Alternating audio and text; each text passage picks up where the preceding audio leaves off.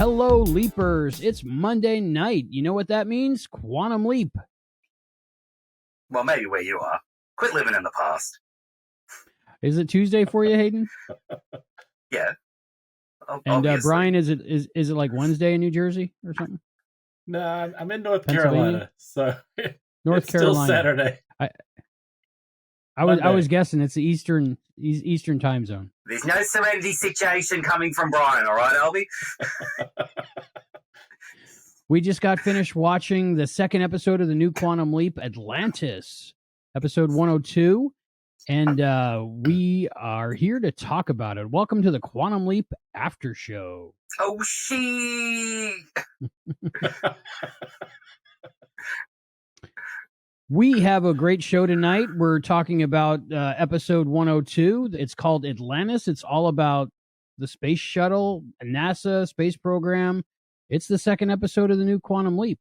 And we have a great show tonight. We have with us, joining us once again, Hayden as my co-host. Hayden McQueenie from Down Under. How you doing, Hayden?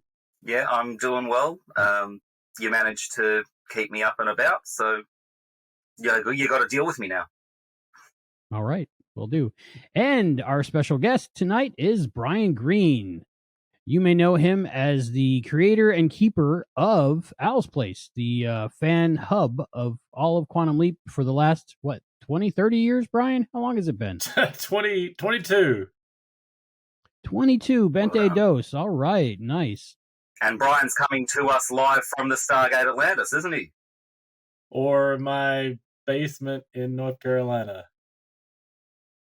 If I had a basement, I would be drowning. We're on sea level here, so we're not allowed to have basements or second floors. So it's a single floor kind of thing. So you guys got extra room. What's it like in Fern Gully there, Hayden? Do you have a basement and an attic and a second floor and all that stuff? No, and I probably wouldn't want to look what's under the house. I might end up very shocked. Snakes, wallabies, various marsupials. Who knows? Our backyard is an animal graveyard, I can tell you. If anyone in, 1,000 years or so ever dug up our area, they'd find like 3 dogs, 4 budgies, a couple of rabbits, a cat, a lamb, I think, somewhere there as well. I don't even know what a budgie is, so you got me there. Oh, it's a small pet bird. It's a bit like, I think you'd call them a parakeet. Okay. I picture your front. Yeah. I picture your front deck being like just littered with didgeridoos and boomerangs. I don't know. Everyone will know how to find me, Albie. Don't say that. Okay. All right. We have great guests tonight. Tonight we have Commander Reynolds from tonight's episode, and he is played by José Zúñiga. You might know him from Westworld, Twilight movies, and he's in something called The Expanse. Have you seen that? That's a great show. So we're talking to him tonight. He's in Quantum Leap? He's in Quantum Leap. Yeah, he's really good in Quantum Leap. Great guy, and that's coming up later. Also, we have Beth Calavicci, Susan Diol. Yay! So, yes, that is amazing. And we just got to talk to her today, and we'll be playing that interview. But wait, there's more. We have tonight on our show Mason Alexander Park, who plays Ian on Quantum Leap. Yes, so, I mean, that's a great show. We have a main cast member. We have Beth Calavicci, and we have Commander Reynolds to talk to tonight. So I'm excited. Awesome. We're legitimate. I'd say that's pretty good. I don't know if any other Quantum Leap after shows have that quite a guest, but who knows? They might. They might have the They might have Samantha Stratton. What about that? Yeah, I was very impressed with how many tie-ins we had to the original series in this episode. Really quite interesting. Now, did they actually say she? They didn't address that, did they? In the episode, I don't think they talked about it, but she was Stratton, and then she also was referred to as Samantha once. So there you go. Right, and she's about the right age, Yeah. So, what do you think about that? I mean, we saw little Samantha Stratton be born, or not born, because he had to Sam had to prevent the birth with all the alcohol. So I'm surprised her character wasn't an alcoholic in this episode. From all that news, well, I'm pleased. But it's good to know she turned out well. I think people picked up on that even before the episode dropped. So I was surprised. Yeah, it took me a little while, because I think the first time I missed her being called Samantha, all I was hearing was Stratton, and I'm like, geez, they like that name, don't they? Next there'll be a character named Tom in the episode as well. But yeah, Tom in every episode of the original series, I think, right? Isn't there? Pretty much, yeah. It's just Don's favorite name for some reason. Mm-hmm. So yeah, but look, it is really cool seeing these situations happening, because Sam Beckett has put them into play during his original run. That's very cool. Yeah. Do you have any theories as to why this is, or do you think they're just putting it in there as like an Easter egg? Well, something the fans have been whinging a lot about is not enough tie-ins to the original, so I have a feeling that some very clever writers might have anticipated this and really put as much tie-in in this episode as they can, preferably to shut them up. So I hope it works. That's a good bet, putting all those references in there for the older fans that really wanted, the old Quantum Leap back. And you can't really have that back. I mean, it's a wonderful show. It's my favorite show. But this is just different, It's more involved. It's got the serial storyline going on as well, which I love, by the way. I think that's really cool. But yeah, all the old stuff, it's wonderful to see. I have a theory. We'll see if it pans out. This is only episode 2, but I think Ben may be leaping. He's not controlling where he's going. He thought he has a destination in mind, but he's not controlling it. Something else is controlling it. But I think he may be leaping to fix what once went wrong because of Sam's interventions. So if Sam wasn't there, Samantha Stratton wouldn't have been born, and she wouldn't have been on that space shuttle. So the astronaut who died might not have died. So maybe Ben is cleaning up all of Sam's unintentional messes he created down the time stream. That's a good theory. That's a great theory. I can't see anything wrong with it. I thought I was supposed to do Quantum Deep, Albie. Quantum Deep's later, and that's a doozy. That's going to be great. Oh, sure. Add the pressure. No. So let's start at the beginning. This episode starts out, Ben leaps into a space shuttle, and one of my favorite lines is, "I'm in a space shuttle." Because like if I was in a space shuttle, I would totally be like, "I'm in a space shuttle." Exactly. So cool. So what were your initial impressions? Let's start with Brian this time. What's your initial impressions of this episode? Just the whole episode? Yeah, just in general. Like what jumps out at you? Like likes, dislikes, stuff like that.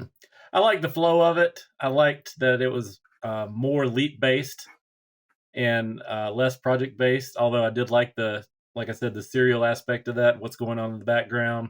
You get a little bit of that, and then of course seeing Beth, that was amazing. I kind of wish we had seen her a little bit more in there. Maybe we'll see her again. That would be great. But yeah, the leap story was really good. The CGI or whatever they used there, I thought was great. I didn't see anything that looked super fake. In the first episode, we got a little bit of problems going on there, but this was much, much better as far as the effects went. Yeah. Well, it's interesting you say that, because I was just going to say, Brian, that it's really interesting that in the actual leap, we didn't see Addison using more of her hologram skills. Like, you would be expecting to see her just floating around in the black nothingness of space because she's just standing there. It actually, I know it's meant to make it look a little bit more natural for the viewers, but for us seasoned viewers, we're expecting to see hologram stuff. So it's really weird seeing her sitting on the edge of the the space station like she's actually sitting on it, instead of her floating in space or sticking up halfway through it or something like that. She doesn't really walk through things as much as I thought we would see right off the bat. So I'd like to see more of that. Yeah, well, I don't think she walked through anything in this episode, and I think in the first episode it was only something that went through her, and that was about it. So yeah, in this one you see her fade in really quickly, like from bottom to top, and that's about it. Yeah, well, I actually think that must be like the equivalent of the imaging chamber door that we're going to get now. Or just booting up, whatever it is. Yeah. I think real world, the reason they did that is because they had so many special effects with the space scenes that they were like, no hologram stuff this week. Right. But it was okay. It was worth it. Yeah, budget. But the space special effects were amazing. Like, it looked really real. And I've seen the Atlantis in real life. So I recognized it. So they did a good job. Me too. Yeah, a while back. You been there? Yeah, isn't that great? Isn't very that cool. Awesome? I haven't. Yeah. Oh, yeah. When you make the trip over with your mom to go to Disney, it's about an hour east. It's worth it. Totally worth it. Yeah, we'll try one day. And now it's a quantum leap thing. Now it's a quantum leap destination. Yeah. So, sure. So you can write it off. Business expense. That's a really good idea. Oh, I'll have to remember that. Don't let me forget, all right? Yeah. I really liked Addison in this. It was weird because everybody else was doing the whole we're floating thing. But of course she wasn't floating, so she was just doing the standing thing. So just seeing her like stand in the payload bay doors when they're open, or seeing her stand in the cabin, I liked it. It was different because if she was doing the floating thing too, that really wouldn't make sense. So it was good. Yeah, she doesn't walk around a lot, I noticed. And looking at the imaging chamber from the first episode, it's just one platform. So I don't know if she can walk around a whole lot without falling off. I have a theory. What we see and what Ben sees as Addison is just an avatar, a computer-generated avatar. So she's just standing there and interacting, and the avatar is just doing the movement and like sitting down and doing the other things. So Very Ready Player One. It makes sense. Yes, exactly. I have to say, I think this episode is definitely far better than the first one. It flowed a lot better. Some of the characters were better fleshed out, Ian and Jen in particular. The pacing was really good. The mystery surrounding what's going on with Ben and Janice, it's unraveling at a pretty good pace. We're actually making some progress with it, but it's also keeping us on our toes. I actually don't think that there's anything that I can really criticize about this episode, except for the fact that, and I think this is going to be a problem throughout pretty much all the series now with how it's structured, the leap itself keeps getting wrapped up too quickly. I think that we really do need to have longer episodes than 40 minutes, maybe double that.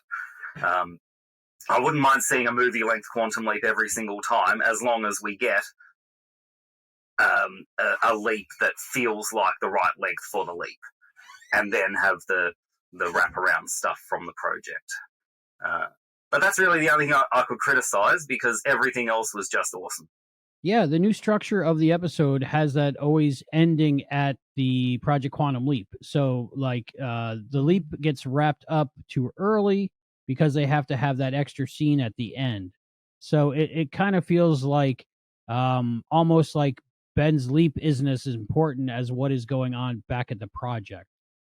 But I don't think that's true. I think that's just the structure they chose, because even when Sam leaped, there was time in between leaps that he wasn't aware of, at least when he leapt back into someone. And there was things going on at the project. So the format they chose for now, if they stick with it, it logically makes sense. But I still want to see like suspense throughout the whole episode until that moment where he does solve whatever it is. I thought it was cute how Ben the whole time was going, I can leap now because I did it. I can leave now. And Addison says, it's not up to you. It's not up to No. you. That was a cool running gag. I like that. Yeah, that was cool.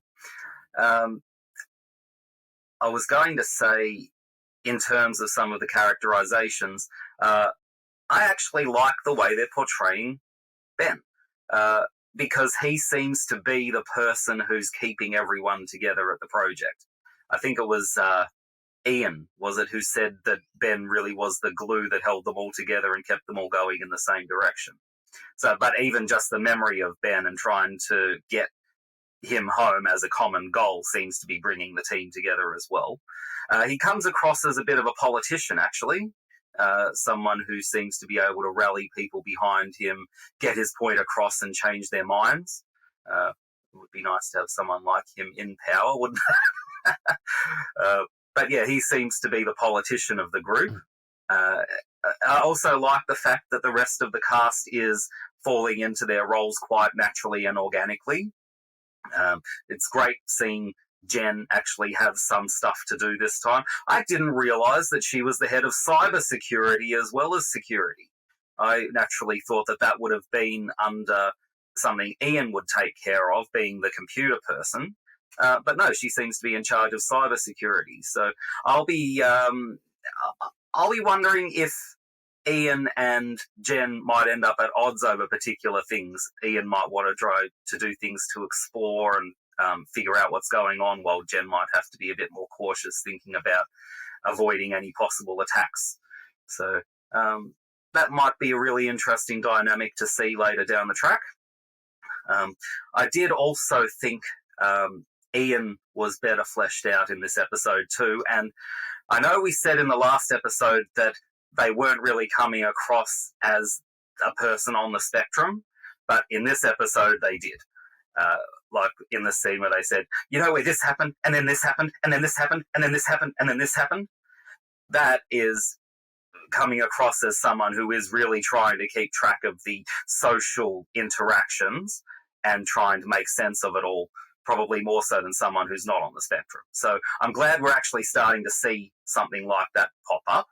And I remember in our live stream last week that there was a person who was quite shocked that I made the statement that Ian was supposed to be on the spectrum, but they were also quite happy seeing a little bit of representation of themselves in one of the characters. So this is why we need a diverse cast showing lots of different races, lots of different sexual and gender identities, showing lots of different people on the normative and autism spectrums, because you can't ascribe to be anything that you can't see. So I am glad we got to see a little bit more of that in this episode today. And I also hope that they keep it up, because I can see something a bit like Billy from Power Rangers happening down the track, where Billy started out very much the nerdy, geeky sort of character who couldn't interact with anyone but Trini, and then over time it just kind of went away and, essentially was just another, I shouldn't say normal, but you know what I mean, another regular sort of teenager in the group. I hope we keep these sort of traits a little bit longer with Ian. Jen in this episode, she came to life, I think. I one of my biggest criticisms of the last episode is Jen was just kind of there, but Jen had a lot to do in this episode, and I was really impressed by her character, and I like where they're going with it, and I like her attitude, I like her funkiness, I like everything about her. I like her relationship with Magic. Those two, they're dynamic, like you mentioned last week, Hayden. They're dynamic, and I wasn't seeing it last week, but I definitely saw it this week, and I'd like to see that keep going forward. The music in this episode was amazing. Bowie, Sinatra. Yes. I mean, they're throwing money at this thing. This is an Apple that has like good prices for music. I mean, this is NBC paying people, paying Sinatra, paying Bowie. I mean, that's Bowie 2 weeks in a row, right? Can't wait to hear the elevator music in the DVD. Are they doing that just to make up for the music criticisms they got in the past? Maybe, I don't know. But their budget's bigger. It's got to be, because those don't come cheap. But I mean, every time one of those needles drop, I'm like, whoa, this is so cool. It just makes it that much more, I don't know, grandiose. Maybe, they're not skimping on It does. that. So The promotion of the show has been amazing. Billboards and all the things they've done, and the gas day, which was a little odd, but I still you want to saw it water. everywhere. Yeah, if you're scrolling through Facebook or whatever, you're going to see an ad for it. It's quite a bit better than a lot of shows I've seen. It's good to see. In all fairness, with targeted ads now, they could just be doing a little bit, and we're getting them all. That's what I think is probably happening. We're getting every single one. I mean, it's everywhere I go. It's Quantum Leap. Okay. What did you think about all the stuff going on the space shuttle, on the actual leap? Are you guys space nerds like me? I love NASA. I love space. I love the history of space, and I just love everything about space. And when I was a kid growing up and into my early, I guess, 30s, the space shuttle was around, and it was a thing. And in this episode, it's kind of like history and old fashioned, but to me, it's like, yeah, space shuttle, but I guess not. But what do you think about all the space stuff? I liked it. I mean, I'm not a space nerd like you, Albie, but I was around for the space shuttle, and I like to watch the launches. And we watched it in school, and we watched the Challenger as it happened, and all of that back when I was very young. But to see it up there again was a lot of nostalgia, and I did love that to see it again. It's a shame they don't still do that. Yeah, yeah, and I loved it as well. I don't get to see as much as the two of you obviously do, but it did kind of feel a bit more like recent history rather than like way back in the space race. They could have easily just left him back to the 1960s and put him on, say, Apollo 13 or something, or Apollo 11, and actually end up on the moon or something like that. But it felt a little bit more relatable for someone who's a little bit younger, like I am. Because, the satellites and the space stations, they're kind of commonplace now. Whereas, things like the moon landing isn't something that a lot of us would remember. So yeah, I thought it was great. Very true. I had the distinct feeling while I was watching this episode and thinking, wow, that's not too far back. And then, of course, logically looking at it and going, I guess it's pretty far back. And I'm thinking we're experiencing what adults thought while they were watching the original Quantum Leap. Like JFK, they're doing JFK. That just happened. 1998 was almost 25 years ago.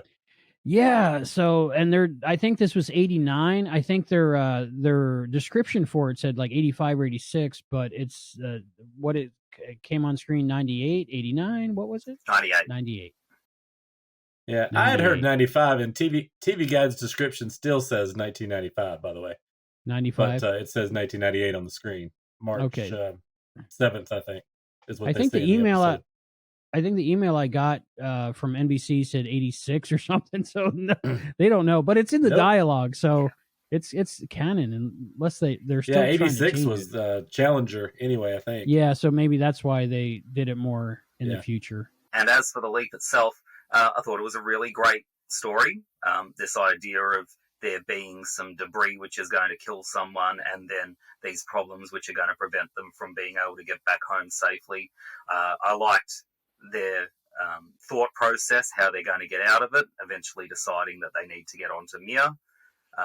I like the fact that they used real space stations and real rockets and things like that. It seemed to have a bit more of a grounding in the real world than it could have had. And I do like the conclusion to the episode. He's like, I'm taking control of this leap. I've got to go wake them up. And, and he literally goes and bangs on the door. I just thought that was so kind of a say what.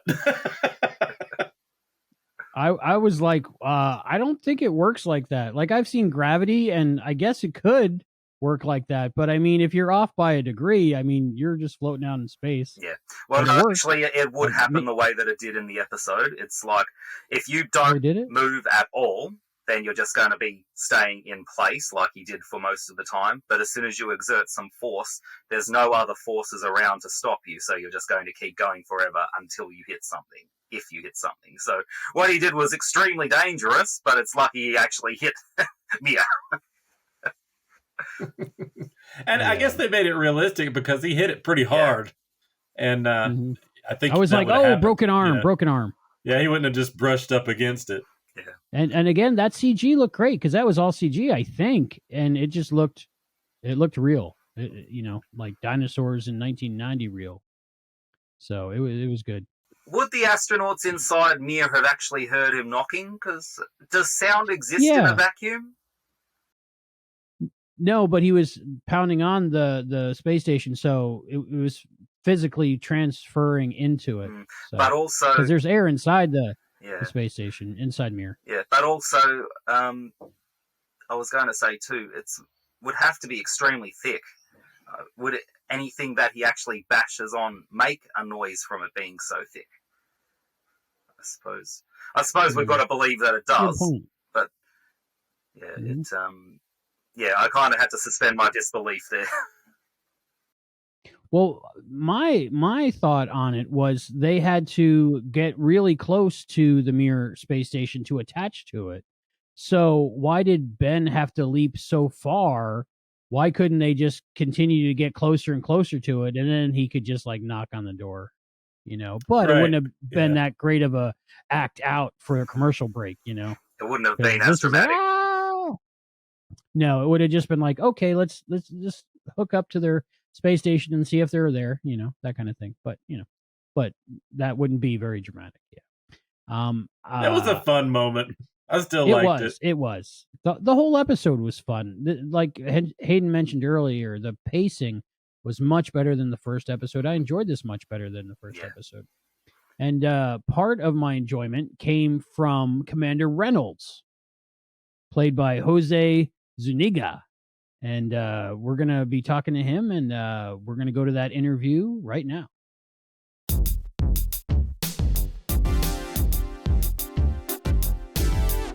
Hi there, welcome to the Quantum Leap podcast. I'm really excited to be bringing you the latest interview with a member of the cast of the new series, José Zúñiga. José, welcome to the show. Thank you for joining us. Thank you, Matt. It's a pleasure to join you. José's playing astronaut Jim Reynolds in the latest episode, Atlantis. So we're going to be talking a little bit about that shortly. But first, I've got to say, I've been looking back over your resume. You have had an amazing life and an amazing career. It's huge. It's not even spanned that long. You just seem to have been in everything, which is super daunting and impressive. Can you tell us how you got involved in acting? Was this like a childhood dream that you just went straight into, or was there a story along the way? No, I wasn't born in the U.S. So I came here and I was a little kid, about 8. So early on in my life, you go to movies, American films and European films, and just the screen alone before the flicker of a movie started was pretty intoxicating. So maybe it started partially there, and then just kind of watching people like the Marx Brothers and little snippets of Brando, whoever, eventually led to just an attempt at it after college. Not anything I thought of at all. So it was like in my mid-20s, I just kind of gave a stab at it in New York, and just progressed from there. Oddly enough, the first thing I did was because they couldn't find the cast worldwide, so they kind of did a search and they gave a bunch of people a shot, and I got in that one, which was in '92, a movie called Alive, about a plane crash of some Uruguayans. And oddly enough, I was the only Latin actor in the cast. So things have changed a lot. Yeah.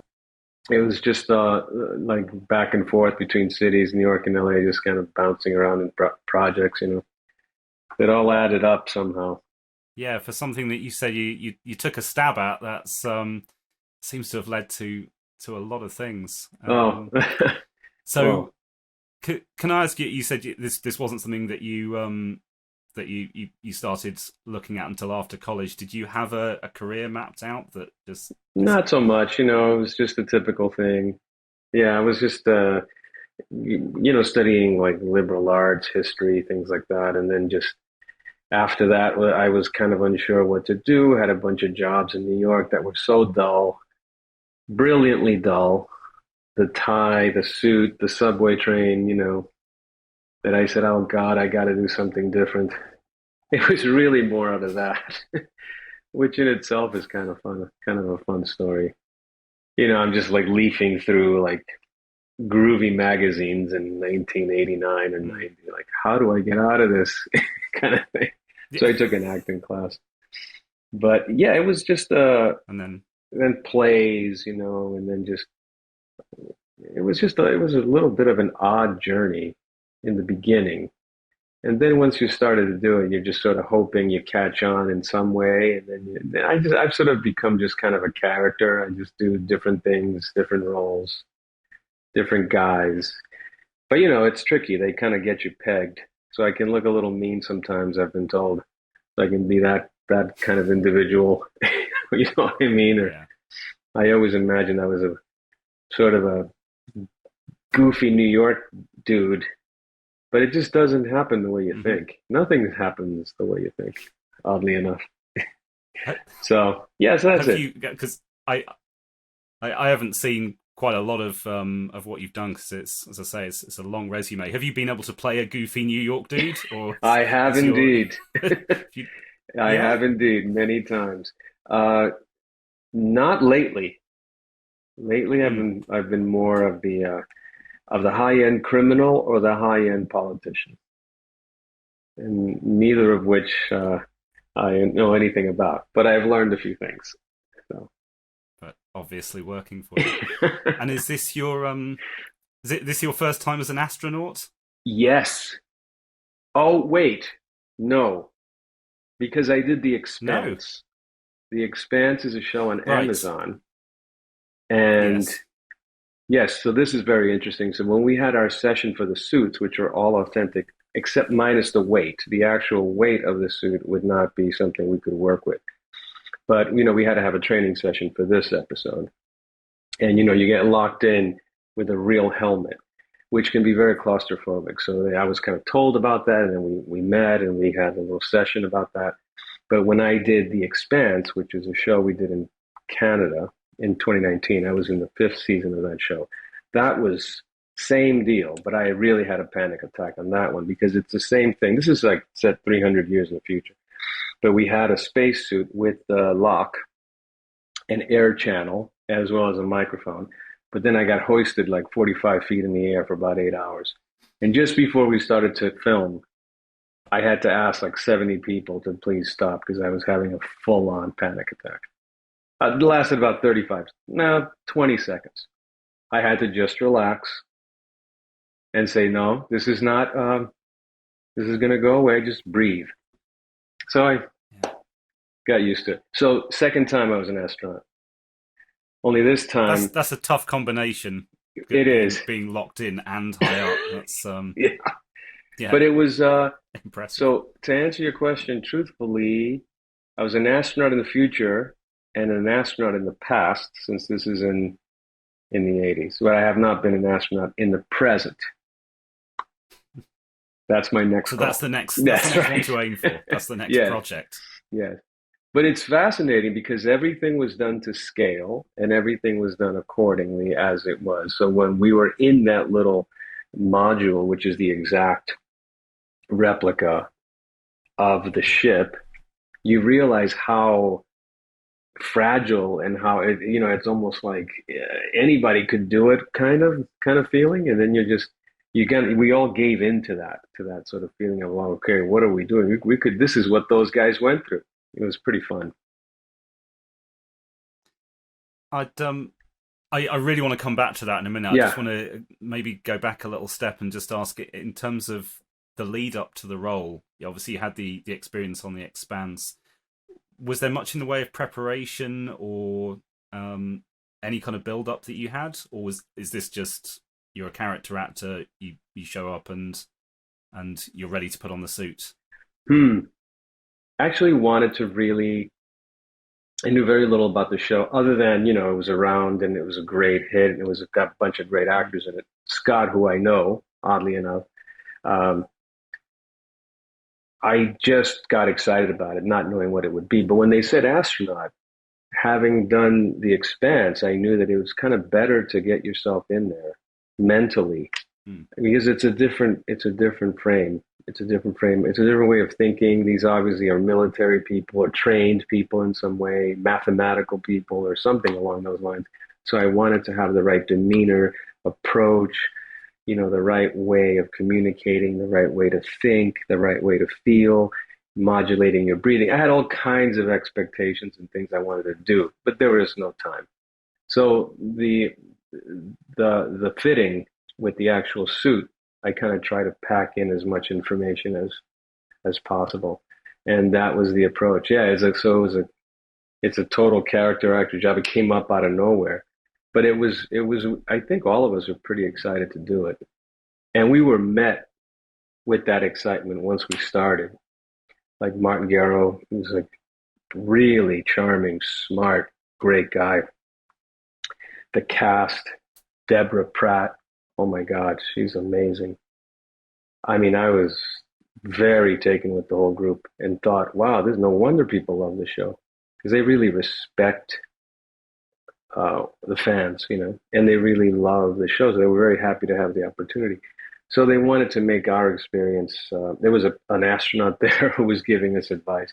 So short of not making a film, we had as much preparation as you could expect.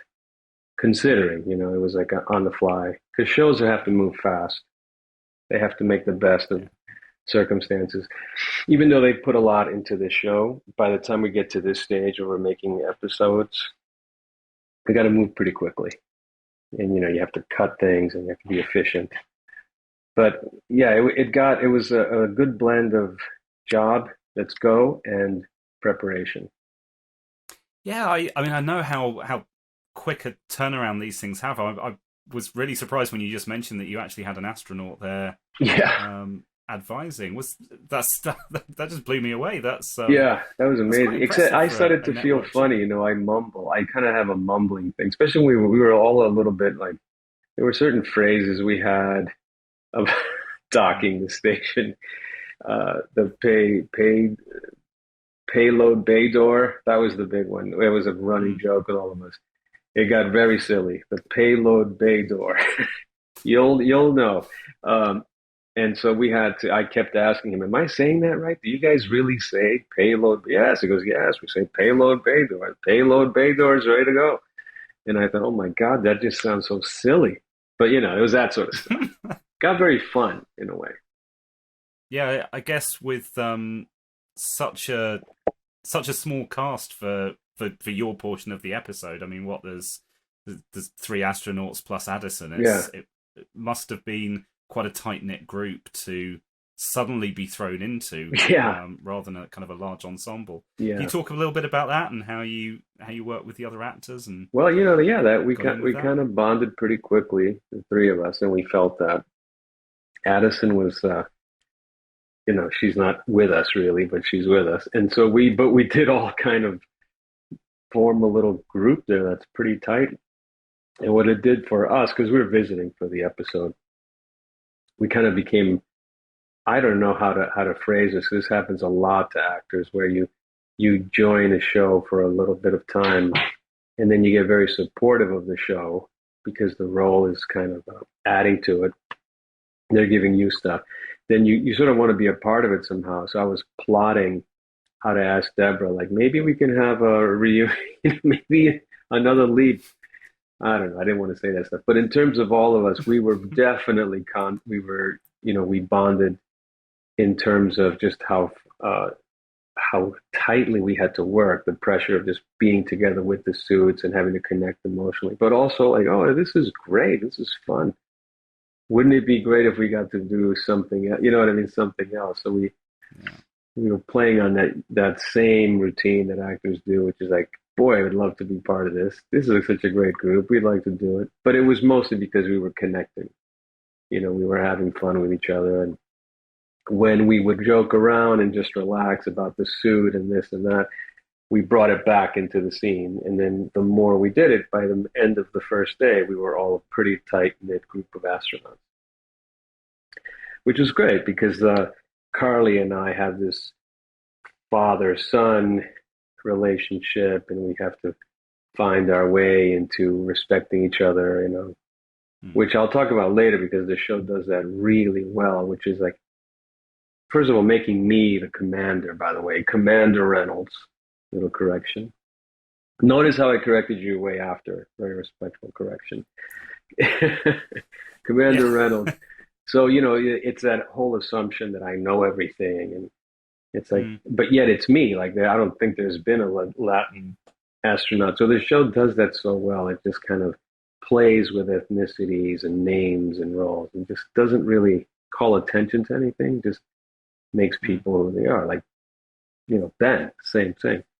So that was well done because Carly and I have to give her respect because she takes over, guides us back, you know, while I'm out.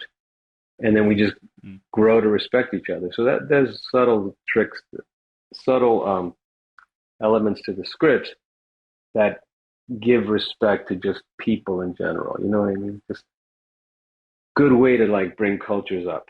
I love that about it. Yeah. Well, like you say, it's a good show for that, and it always has been. Yeah. It's the way it gives those opportunities for representation. Exactly. But we did find a way to connect, all of us, partially because we were just intimidated by the language of how do astronauts really talk. But it resulted really, it worked out. It really worked out. I think it worked out. You know, it's hard to know. You never know. You know, you always go into any project just like not knowing. You just do it, try to connect. And especially when we were like watching, you know, you were looking out the windows. Okay, so this star's moving. Okay, the bay door's released. And we have to kind of do the old, you're in space, remember? Yeah. This obviously isn't the first time you've worked with effects, so you're not new to this. But how do you find that in terms of the ability to just get in the zone? I assume there was some CG put in afterwards. Yeah. Was there anti-gravity work as well? And oh yes, there was. All that kind of stuff. It was a mix of some anti-gravity, but mostly we had to play at that. That air was well trained on the Expanse, which is this kind of zero gravity. Which is, it's a tricky thing. Like, you have to know how to do it. It's just it's a subtle thing. But how to get at that is, you have to lock into a certain. I kind of think a lot of scuba diving. You have to just give into the world you're in now, and you just have to be there and just breathe differently, move differently, and you sort of find yourself in your imagination connecting. And then it gets technical, and things like camera angles and close-ups and different shots, time of day, how you feel, and you have to learn how to play with all that. So you have to, again, go back into your imagination and how you connect with the other actors. That really is sort of the lifeline to that, because it is hard. The CGI stuff is hard. It can be like, okay, lunch, and you just gotta hoist off this thing, and there's just a wall behind you, you know what I mean? 2 minutes ago, you were like up in space. So it's kind of interesting. But it sounds like there was a lot more going on practically than CG from what you're saying. Yes. Just in terms of a lot coming out of the performance and the camera. Yes, yes. So. Well, one of my favorite effects was the, when Ben looks up and sees himself in the mirror. I love that effect. That was cool. And he had to do some floating. It was very tricky, very nicely done how they had to merge some of our acting, play acting, or whatever you want to call that sort of work, and the actual effects, which were really, really nicely done. So it's enjoyable, but also like a bit of a grind, but keeps you in your brain, keeps you in your in your version of the story. You know what I mean? That's kind of the only way to do it, at least for me. I'd like to go back quickly to something that you said earlier on, because this always interests me when I'm speaking to a guest actor in the series. You're there in a leadership position, and you have to put that feeling of confidence in. But at the end of the day, you're just there for the one episode, right? Unless you return. Right. This is Raymond Lee's show, right? How is that a challenge for a performer to go in to a show and act like you're the most important person in the room because you are the one that's in control, but also knowing that there's this established ensemble cast already? That's such a good question. I gotta tell you. No, yes, that's difficult. But, it only gets better the more you do it, because in the beginning, you just want to be a part of it somehow. You feel excited, so you want to contribute, and then you have to hope that the atmosphere is welcoming, because it isn't always welcoming. Sometimes you're just dismissed. You're here to do that, or sometimes you're killed off, or there's a lot of things. There's a lot of egos going on. So you have to learn to read and feel out the situation, but mainly stay professional about it. But that takes time. It takes time to just kind of go through your hard knocks. Also have your successes, but it's both. But definitely takes a lot of work to do that. It gets much easier, and so at this point for this show, I just felt excited to be a part of it, and I was made to feel very welcome. And the atmosphere is different now than it was, let's say, 20 years ago, where it just is a little much more inclusive. So it was very open to respecting the actors. So I felt great taking on that role. A little wistful at the end, because I wish, I enjoyed it so much. But there's no rule. There's no room. You know what I mean? It takes story after different story after different story. But yeah, that to answer that, it is difficult sometimes. You have to bear through some stuff. Mainly just that you're only there for a little while and out you go. But you have to trust that you're building some kind of career, and you're building some kind of reputation, and just doing good work. And I guess it's all such a crapshoot. You could be right for a show, and the show could take off.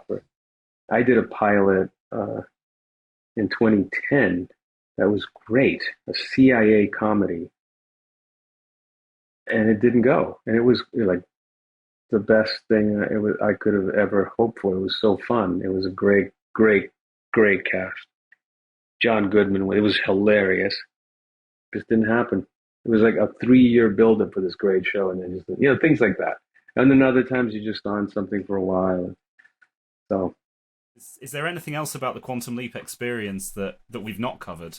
Oh yeah. Well, maybe I mentioned it earlier, but they, like Donald and especially Deborah and Martin, like they really want to make this work, but not in this like overly aggressive way. They just want to like kind of almost be in tune with what people want, but at the same time just let this version of it really organically come together and just really become like a family. But that's in the world of network TV, which is pretty tricky. There's a lot of different opinions of how things have to be. So like they've got a great team for that. Martin's really good at that. He can make something gel in that world. So I think there's just so much goodwill and desire on their part. That I wanted to talk about, because I think it's such a smart group and such a cool show. What a great idea, really. And I'm just a little bit, oh man, I got to see them all now. I want to see them all. I want to see the ones from before and this one. So do you guys think there's going to be a reunion of Sam and Ben? That's all anyone's talking about. That's all we were talking about. Even having not even seen the show, I thought, oh, wouldn't it be great if they brought those two guys together on our ship? Yeah. I don't think it's going to happen. And I don't know. obviously this new series is going off in new directions, and we want to be focused on the now. And we want to be focused on your story and the story that's going to come next week, and the story that will come the week after that. So, I think it's an interesting time for fandom at the moment. Sort of experiencing that, but also just in the back of all our heads, what's the end game here? Are we going to see Sam again? Yeah, exactly. Are you enjoying it? Are you finding the world? Are the things I'm saying to you ringing true in some way? Can you feel it? Absolutely. I mean, you can definitely feel. And we spoke to Deborah a few months back. She's great. She couldn't share that much, but you could definitely feel that, like you said, that feeling of goodwill and that real desire to give something to the fans that have been patient. And like you say, it is such a good idea that can go anywhere. It went anywhere for 5 years. Yeah, exactly. But I enjoyed our group. We had a great time. We're all really excited. We check in with each other, just to see. For a TV show where you sort of pop in and you just kind of do something and you have to create this character, which, by the way, I didn't really talk about that enough. It was sort of, it all hinged on my relationship with Carly, and it's really difficult to try to hit that in such a set amount of time and in such controlled scenes. But that's what I was hoping for, just an emotional connection that can lead to a resolution that you believe in. You know what I mean? Decisions are made based on the relationships you're seeing. That's what we hope to do. Anyway, I wanted to tell you that from before. Forgot. I was on another note, but not enough coffee. That's the life's trick. You have to have a lot of coffee. Same here. It's late for me. It's early for you. Wow. And you've I think you were sort of implying you've kept in touch with the cast since. We check in with each other. Staying in touch with actors is very interesting. You want to, but a lot of times you don't want to be bothered or bother. So unless you're at the stage where you kind of want to hang out with your friends, because that's what you are. We kind of have like ad hoc families, You do a show, you have a little group you get really tight with, and you move on. So you're kind of both isolated and united with a slew of people. So we check in, but respectfully. But I think that this is, like I said before, it is special because we all kind of care about each other, and we're going to definitely stay in touch. But more importantly, we kind of cared about this show, oddly enough. It's network shows. You can imagine their shows are just like, see you, good luck. Yeah, this one's like, no, feel part of it. You feel part of it, even though it's like we're all part, every one of our storylines, I think we're all connected to it. Ben's good. Ray's such a great, it's a great actor. Good actors, actually. That's the other thing. That's luck. Yeah, it's an amazing cast they've put together. And it's so good to hear that you got that vibe from, I think they're 8-day shoots at the moment. Yeah. So, you were there for about a week. And it was like a full week and a half of space flight. Yes. It was fun. It's kind of fun, actually. That kind of intensity is gonna give you connections, but it's good. It's good to hear. Yeah. Really, the main thing is, what you guys should know, just how like the commitment that I felt from everybody, and that heartbeat that Deborah Pratt is, that heartbeat in Martin, like the combo of Deborah and Martin, pretty tough to beat for a show. The rest is, you got to get your right team, the right actors, and they're all excellent. But you got to have those people that are driving it, and those two are. And it all plays so well too in terms of art imitating life, because Deborah was, she was part of the original show and all this time, and now she's in this version of the show, and Martin's coming in, and he is so intelligent and so understands it so well. It's just really cool. It's very exciting. I can't stress that enough for them. Hopefully this will Captain Reynolds will benefit from all this future space missions. Yes. It's an exciting time to be a fan as well. Yes, it is. I think that's probably a perfect time to wrap up talking about Quantum Leap. Do you have any other upcoming projects that you want to share with us that we can look forward to? You know, there's a series I did for Netflix called Griselda, which is going to air next January or December. That I'm excited about, even though that's set in the 70s, the Miami, Columbia drug culture. So that's kind of nice. Yeah, that'll be fun. And playing another high profile criminal. Yes, but a pretty fun one. Yeah. A pretty fun one. Okay. What else? There's a few other things. You know, they're escaping me. Not many. That one's the big one. And there's a few projects that think I'll be doing in the next few months, and until I get word, I'm got to keep those hopes in check. But yeah, good stuff, you know. Keep our fingers crossed. I appreciate that. But I hope everyone that enjoyed your performance in Atlantis will tune into Griselda to follow on with you. Yeah, just to see, wow, that's the same guy, that kind of thing. That alone would be fun. But yeah, no, I so loved being Reynolds. We all did. So thanks for the opportunity to talk to you about it. It was cool, really cool, great fun. And congrats on this podcast. And now I'm a fan of you guys, so I'm gonna stay listening. I want to know what other people you interview. Yeah. Well, we'll be we're on every week with some discussion and dissection. So you'll hear a review of the episode. Excellent. We're getting more interviews lined up all the time. Excellent. Good stuff. I'll be tuning in. Great stuff. Thank you so much. Of course, Matt. That was fantastic. Yep. So we'll have lots more interviews and features coming up. I've been Matt Dale for the Quantum Leap Podcast. Don't forget to subscribe to our YouTube channel or follow us at quantumleappodcast.com to get those exclusive features and interviews, and check out quantumleapinfo.net for all the latest info on the show.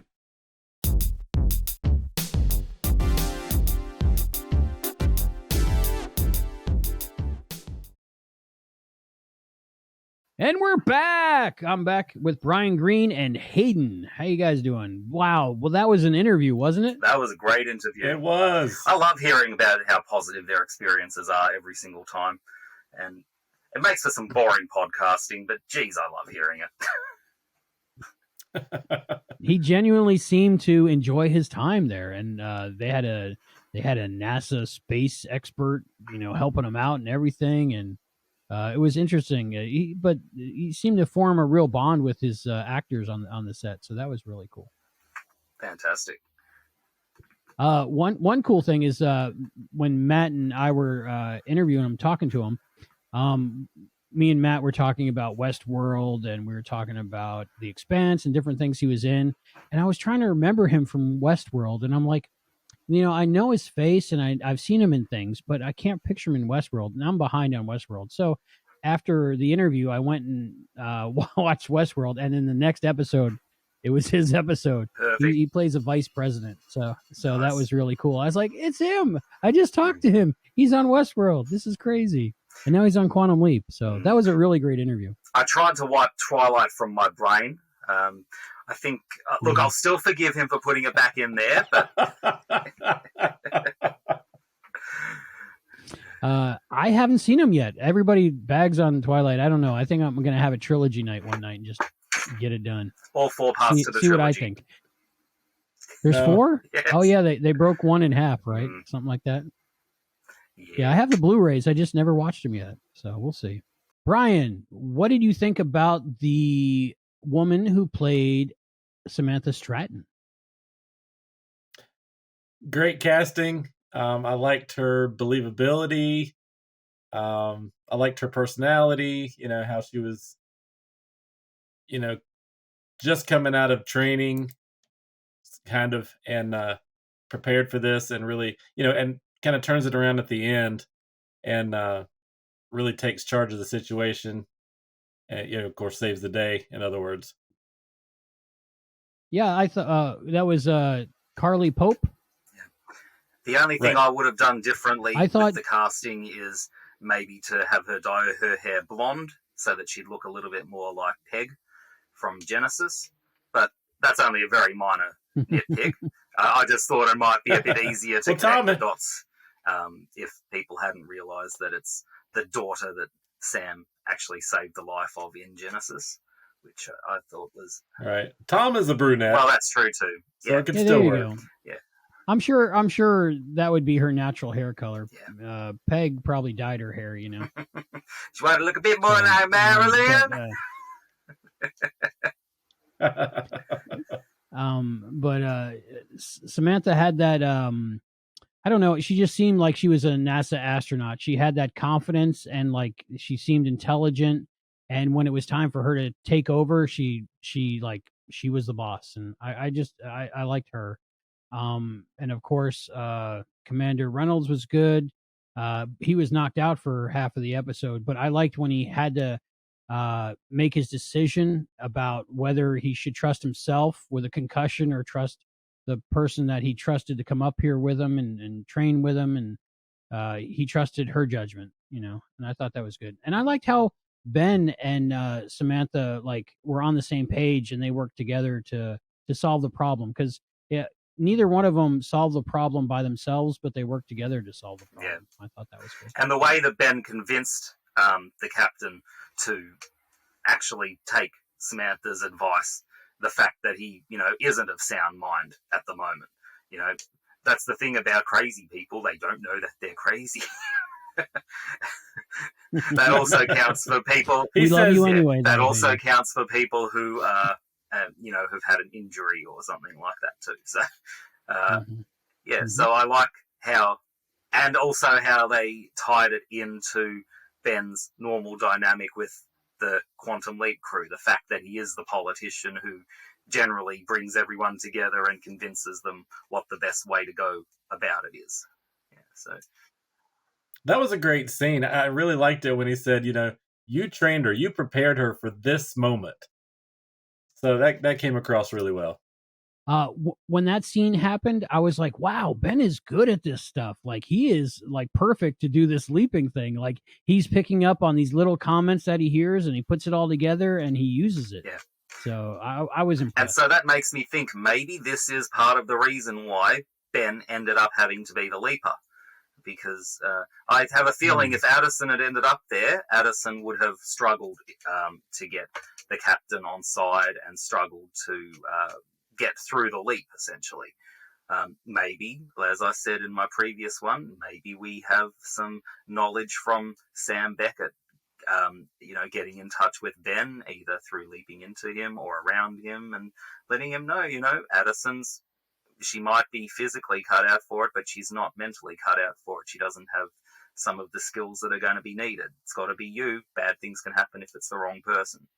So what's the deal with Ben? Why was he in the secret underground lair of Janice? And that was his handwriting on the clear whiteboard with all that math stuff that you probably understand, Hayden, that just looks like scribbles. It looked like a lot of differential equations and some vector calculus in there. I didn't have much time to analyze it or figure out what it actually meant. I have a feeling it's probably just some rubbish math symbols that they've put together, but there might be something in there useful. I might have to have a look at that at some point when I can be bothered. You might. I brought up my screenshots of the board in Star-Crossed, where it's Sam's writing on it, and they don't match, so it's not the same. I was curious if it would be. That would have been a great Easter egg. Yeah, if it did. It would have been. So Ben contacted Janice for help. Apparently, yeah. Okay, and Janice is helping. Well, helping Ben. To leap, but doesn't want magic to stop her, so she must be doing something still, right? Yeah, that's kind of the impression that I'm getting. I actually like the fact that this team of Quantum Leap crew is incredibly competent. Like, they think of things that, you know, someone in those situations would have to be thinking of, but that we would never have seen in the original show. Like thinking immediately, hang on, he's acting strangely, he's done things he shouldn't have been doing, maybe that he's got some ulterior motives, some bad motives. We've got to keep him in the dark about this, because if he gets his memory back and starts doing his initial plans, if they were something bad, then they'd be powerless to stop him, ultimately. And I just thought, wow, you're a really competent group. I'm really impressed. I know Addison didn't like having to deal with it, but she recognised that, you know, Magic and Jen were right, and even Ben himself recognised that they were right.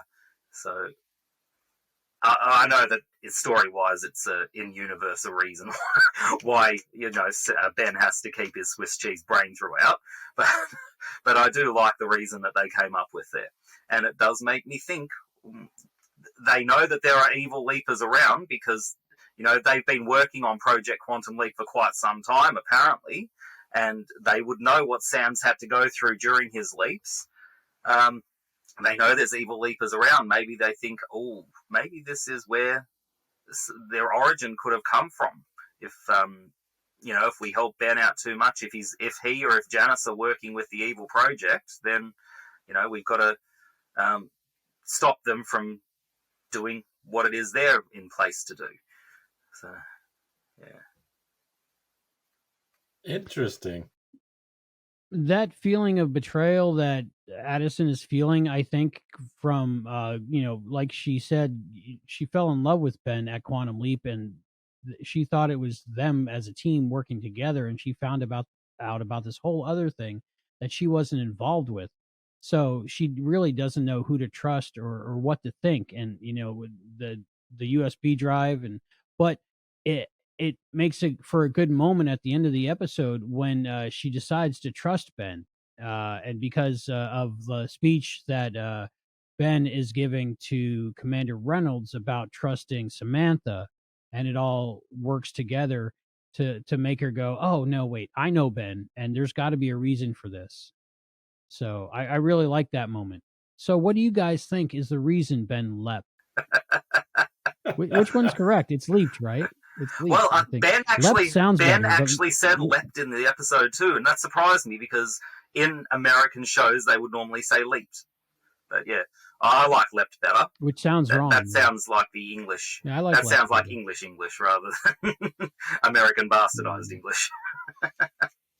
But I don't think it matters either way. I just thought it was funny. Yeah. But I did notice that Ben said leapt. Yeah. Yeah, I want to think it has something to do with finding Sam, but, you know, who knows if he's going to show up or not. You know, X-Files, I want to believe, but you don't know. But, you know, Al tried to find Sam for years, I guess, and Janice is Al's daughter, so maybe she was trying to continue that legacy somehow. You know, in the first episode, it says window calculation complete. So there's a window that they had something defined, and then now there's this target, and they don't know what that is. So yeah, well, maybe he's the target. I thought that Sam must be the target as well.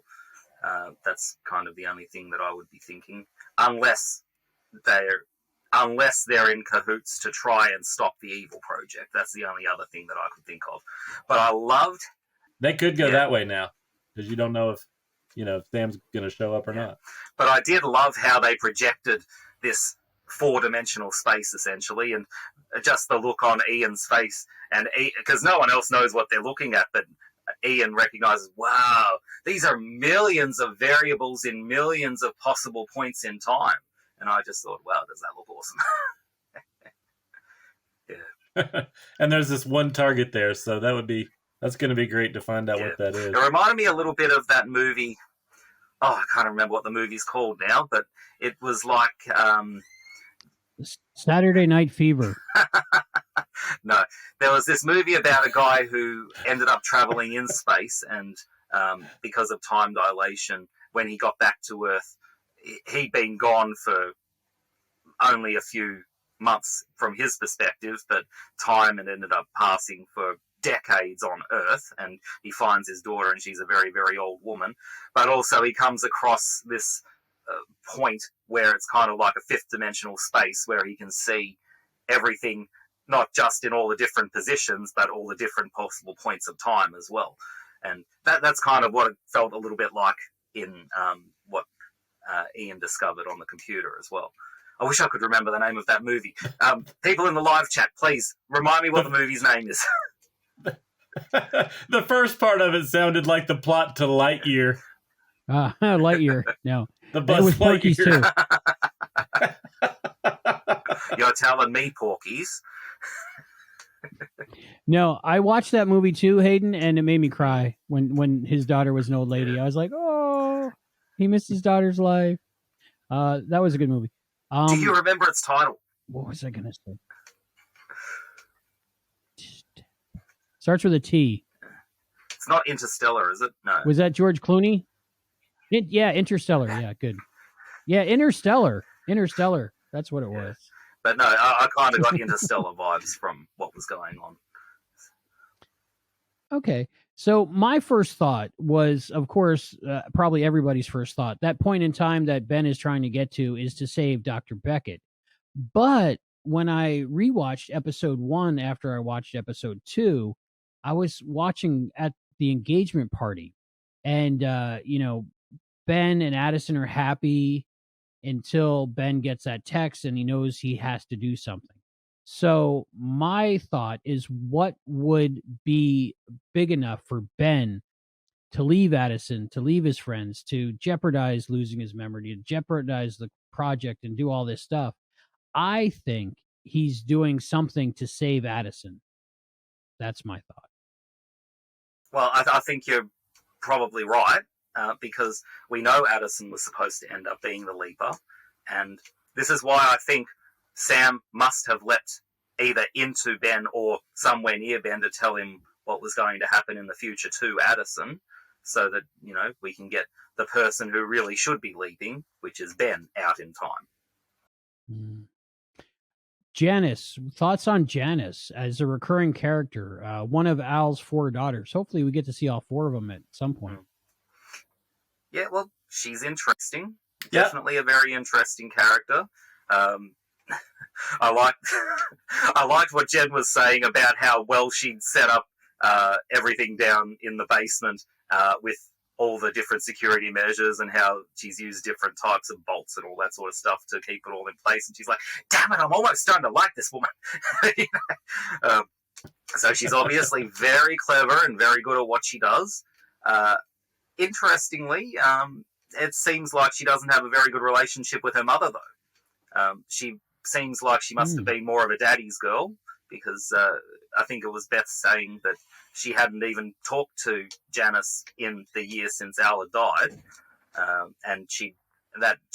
Or had she? Yeah.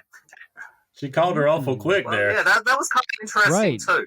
So, I mean, they obviously must have each other's phone numbers, but it must have just been that Janice hasn't talked to Beth in that amount of time, because she's gone and dived into this world of trying to get Sam back, and following up on Al's life's work, which is trying to find Sam.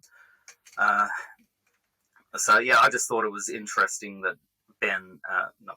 I just thought that she comes across more as daddy's girl rather than a mother's. Well, she's kind of portrayed as the antagonist of this, which I thought was interesting. That's not what I expected when I heard her name the first time. And she does come across more as daddy's girl. So I suppose it would make sense that she might be a bit more distant from Beth after Al does pass away. But Beth also says that she tried to get Janice some help, so maybe there's some mental issues going on with Janice as well. Yeah, she is. You are right. She's coming across as the antagonist, and if she is an evil genius, let's see where this is going to take us.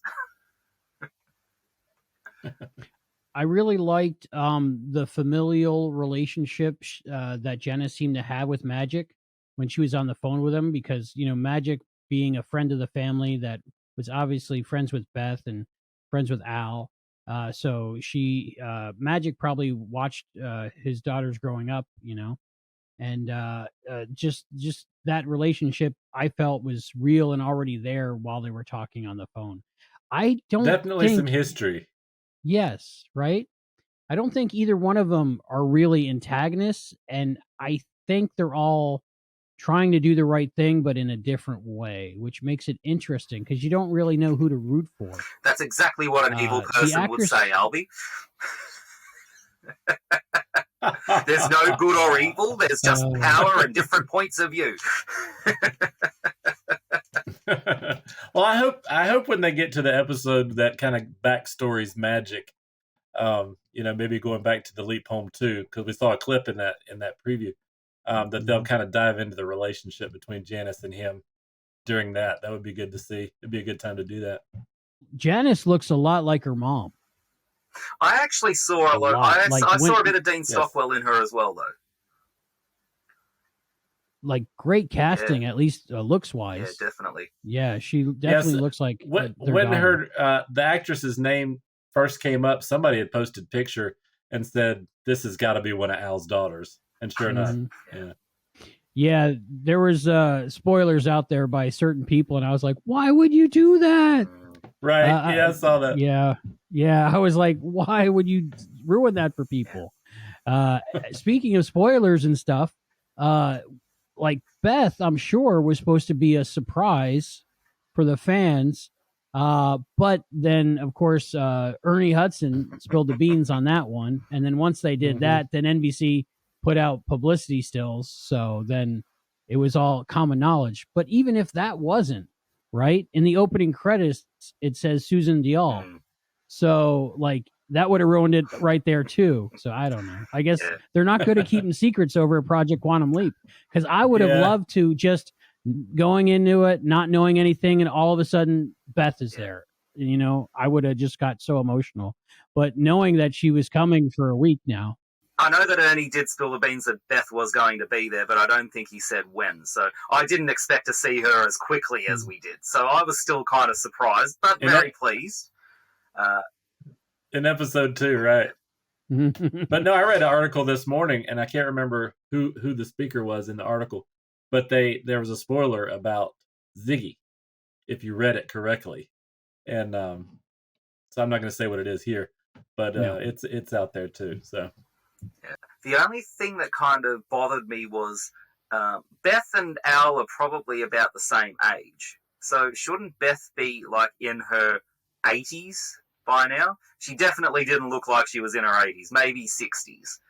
So unless Al was a bit of a cradle snatcher, which is quite possible. That's the only thing that I would criticize. Either they've de-aged Beth a little bit, or else she's just in very, very good shape for someone in her 80s. I think the character of Beth is in her 80s. Susan herself is 60, and she does not look at all 80. So they had to age her up a bit. But even so, she didn't look like in her 80s. Even aged up a little bit. Not at all. Well, okay, so here comes my expertise. I work in a retirement community now. Oh, and here we go. It is hard to tell how old people are sometimes. I knew a lady, that I've ridden around a lot with there, and she told me the other day she was 93, and I was thinking she was closer to 65 or 70. So it can be difficult. Plus, she's a good-looking woman. So anyway.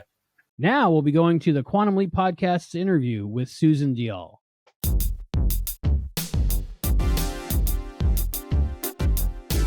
Welcome back to the Quantum Leap Podcast, Susan. Thank you so much. Yeah, so it's so surreal to have you back here with us, because in my mind, you've been involved with like the most significant moments in Quantum Leap history in the 21st century. When I first spoke to you anyway, you were telling us about we were telling you about the discovery of the lost ending of the original series. And now you're reprising your role as Beth in the continuation series. So it's just like, if there's stuff happening with Quantum Leap that's new, you seem to be somehow in the middle of it. So Yeah, I know it's quite a thrill. I mean, I just so loved being a part of the show and working with Dean and Scott. That was just surreal, and what an honor, and what a sad day it was when Dean passed. Just that, yeah. But what an amazing actor, talent, human being. I mean, the two of them, both of them had so much heart, and I feel like that really came through so much in the show. They just gave of themselves as actors, and you could really, I mean, both of them very emotional actors, which makes you really care about them. So as characters, but also just being able to work with them, it was such a joy and just an honor to see how they work. And Dean was just so subtle and real, and every time I see that scene with us, I still cry. I still do. And it's a very strange thing to be part of that and to still be moved by it. I, of course, have the original Georgia song. That's the one that always gets me. And I'm so, but I have, like a clip of it that I'm working on reels and things like that. And I'm just like, I'm going to have to put that on my IMDb because it's just too darn good to not have it. It's beautiful. Yeah. Absolutely. And I mean, it's funny. Last weekend, after we got done recording the podcast, we had been talking about Quantum Leap all day. And I was just like, oh, what do I do? I sat down and I watched MIA. And this was before we even knew that we were going to be speaking to you today. But I was just a mess at the end, of course, watching Georgia. I was just so that connection that you had with Sam and Al, and sort of that integral part of the DNA of the old show that you became, made Beth a very important character to so many fans. And we're also thrilled to see you returning to the role here in the new Quantum Leap. Can you tell us a little bit about how you got involved with the new series? Well, they just they contacted me and said, "Would you like to audition for the part of Beth?" Audition. How dare they? Well, I think the way that she had been written was, if you're doing the time correctly, that she would maybe be 70 because of when our episode was, the time period that our episode was supposed to be shot in. And so I think that maybe they were thinking she would be a lot older. But of course, I'm 60 and I have graying hair, and I have plenty of wrinkles and things like that. So I'm not one of the Hollywood people who's had a lot of work done. So I actually look my age. So maybe they had thought originally that they might need to have someone who's older. But I was so thrilled when I got to the opportunity, knowing that I was going to get to play the part again, the role again. And so that's how it happened. I auditioned for it, and I was in Iceland at the time. So I had to put myself on tape in Iceland because my boyfriend lives in Iceland. So I spend a lot of time there. And so I had to put myself on tape there. And, he, of course, has his accent. So he's reading Ernie's part. And, with his, I thought, oh, well, I hope it's going to be okay. Because, yeah. And so once they cast me, my manager called me from LA at like, I don't know, it must have been 1 a.m. and said, oh, yeah, they need you here tomorrow. So, wow. So I, got a plane, got on, and basically got to set not next morning, and I was exhausted, and I had to do the COVID test and do wardrobe and everything like that.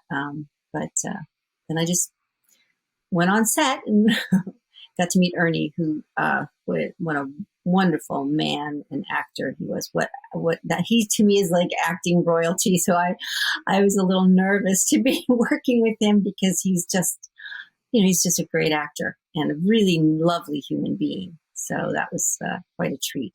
That's awesome. Like, was there any talk about this being a recurring kind of role, or was this just a one and done, or do you know anything about? I did do another episode. So there, then, and so I think it's kind of open-ended, and I don't know. Yeah, you must find out from this episode on Monday that Al and my daughter is a part of the storyline. And, so she, I think, is going to be in several episodes. So, I think she's going to have to talk to her mother, and at some point again. But yeah, we have something that happens in the next week's episode, the following week episode, and she's quite a fiery, independent young woman who we have different ideas and opinions about what we should do with them. Well, I can't give out too much of the plot, but this is enticing. It's very exciting. It's very exciting.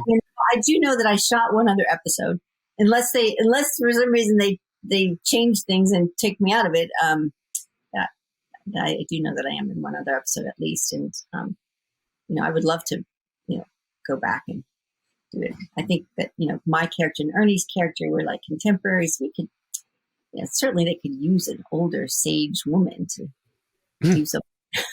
Is this your pitch? Like, if they're watching, like, hey, maybe recurring? I probably have all kinds of secrets that Al told me, and maybe even Scott Bakula's character. So they might need to get some information from me. Mm-hmm. True. Well, relating to the scene that we got to see in the second episode, it was the scene with you and Ernie in the driveway. And I was very happy that we got to see Beth Calavicci again, not sipping tea by the window surrounded by her calla lilies, but working under the hood of a muscle car. Like, what was that all about? Well, I don't know if they were able to keep in the dialogue about what I said about that, but that's Al's car, and in the show it hasn't been that long since he's passed away, kind of like in real life. And I think that she goes and kind of talks to him when she's working on the car. I think that now that, and I don't know if that's still in the scene. It probably is not. But nice. I think that it's a way to feel close to him, and he taught her a lot of things. And I think I remember in the original episode, I had a flat tire and I was trying to change it myself, and then Sam comes over and helps me, and so I think that she learned how to do these things, and she taught her daughters how to do those things as well. And so going to the car helps her to feel close to Al, because I think it's still a huge loss for her, him being gone. And I think that, they changed the whole course of her history by that scene, knowing that he somehow feeling his presence. And so and then seeing the last episode where you realize that they're still married, and they had 4 daughters. And yeah. That's amazing. I'm so sorry. Yeah, that little bit was cut out, that character bit. I hope it comes out in maybe great. like behind the scenes, extended scenes or something. Yeah. Because my God, I'm welling up now just thinking about her talking about Al in that capacity, just watching MIA. Just like it would have been. Producers, we know you're listening. Put that back in. I hope that's okay that I told that. I don't know if how that works. But when you were doing that one scene for that first episode that you appeared in, were you aware of the bigger story that was going on for the arc of the season, and how Beth and Al's daughter would be involved? Did that inform the way that you played the character or approached the role? Well, the thing about these scripts is, from myself, I got the one script. And I did refer to my daughter in the script, which I'm sure they're probably still keeping that in, where he needs to find her. So that was all the information that that I had, and I didn't, until I did the other episode. Then I realized that she has more involvement.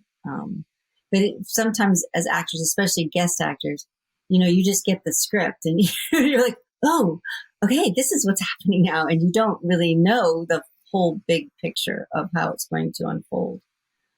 Yeah, but it's also so nice to see that Dawn and Deborah are still involved and kind of overseeing the project since it was their baby, and she's still playing Ziggy, the voice of Ziggy, which is, I think, very cool. Yeah. It's interesting. You've mentioned a couple of times, obviously, the sort of the new plot line that Beth has been thrust into and what you picked up from the script. I'm interested from a character point of view. It's been 53 years. You've played Beth twice as a young woman in her 20s, and suddenly she's 53 years older. All of this has gone past, regardless of the actual plot line. How did you approach aging up a character like that? Well, I mean, I myself have aged over the past 30 years. Gosh, yes, that's how long it's been, right? Or more. So basically for me, I always go back to the love of Al. And, when you watch the show and you watch him and Sam and all they go through and their rapport. And I think that from watching the show, their relationship. And I, of course, watched and loved the show. So you feel like you know them. And so it wasn't that difficult to just think about he and I having had this whole full life and that he's, this dynamic, quirky, fiery, wonderful, poetic person, the way that he was. And so it wasn't such a reach because I think fans feel this too with any series. If they've watched, the whole series, they're like a part of your life. So it wasn't that difficult to just imagine, oh, wow, I've gotten to be with Al this whole time and we raised a family and he was always there. He was probably always still fiddling around with things and telling me some things and then telling me not. But I would imagine that I have a lot more secrets about things than other people. And I think that he would confide in me, especially once, they couldn't find Sam. I think that was a big loss for him. I'm imagining as a person, as a human being, even though he's a character, but to me, I just tap into the feelings of the character, and it's not that difficult to imagine. It's, we're always imagining as actors. We have to just create things and believe what we're doing in the scene at the time. And so it's not that difficult to just create a life of what it would have been like to, be with him. And Dean, the way he was just so lovely. And, I could imagine what he would have been like to be in a partnership with. So you just create it.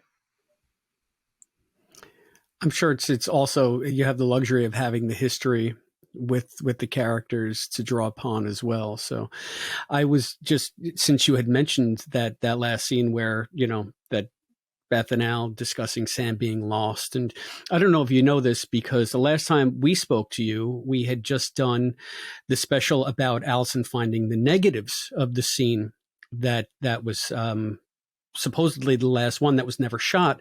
And then shortly thereafter, I guess about a year later, we actually found the footage of that. And someone released it online. Yeah, it was it was a footage of a rehearsal, of us rehearsing it. Okay. I was just wondering if you had heard any talk of them incorporating that into the new series, or if you can, if you know, and if you can tell us. I understand if you can't. No, I don't know anything about that. I just remember that day of shooting, and then somebody decided that they weren't going to do that. Maybe because they were leaving it open-ended. Maybe they wanted more mystery. So we didn't end up actually shooting it. We just had that rehearsal. That was recorded. Somebody recorded it. So that was a rehearsal, because it sure looked finished. I mean, for a rehearsal, the blocking was perfect. You guys nailed it. Well, I think everybody thought that was a final take. Well, it's been so long. I guess it is possible that for some reason, I believe. Well, yeah, it could have been a take, and then they just said, "Okay, that's a wrap," or something. It's the beauty of television, especially as actors. You don't know if you're going to end up on the cutting room floor for one reason or another. So I'm thrilled that I'm still in the episode. I think one of the mysteries, because that final scene was not included in Mirror Image, was, did Al still remember the project? Was he still involved with Sam's life? All of this stuff. And I think, I know now with the new series, with you being in it, it's cool to know that that wasn't the case, that he was still involved with Sam's life, and that Beth knows about this stuff. It seemed pretty implied in what you were speaking about, that, or your lines in the episode, that Beth knows about the project, knows about Sam, knows about all of this stuff. And I would assume, yeah. I think in any marriage partnership, you confide in each other. It's the person that you trust most. And I think that, of course, those two characters, Al and Sam, really, that was such a great partnership, and they really trusted each other. So, yeah, I just feel like that would be inevitable, that Al would confide in her, and she's not like this tough.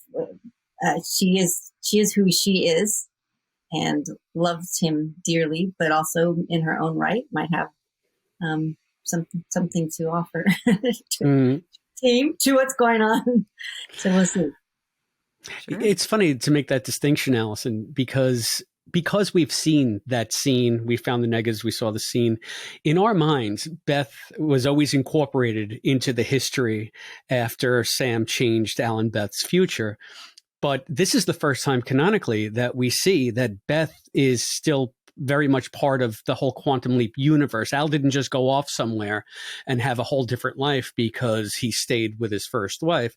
She's just incorporated now into the lore and into the project. And yeah, it's neat now. We actually have confirmation of that. I never made the distinction because in my mind, it's a done deal. Of course, Beth is there. Of course, Beth is there. Why isn't she there? So yeah.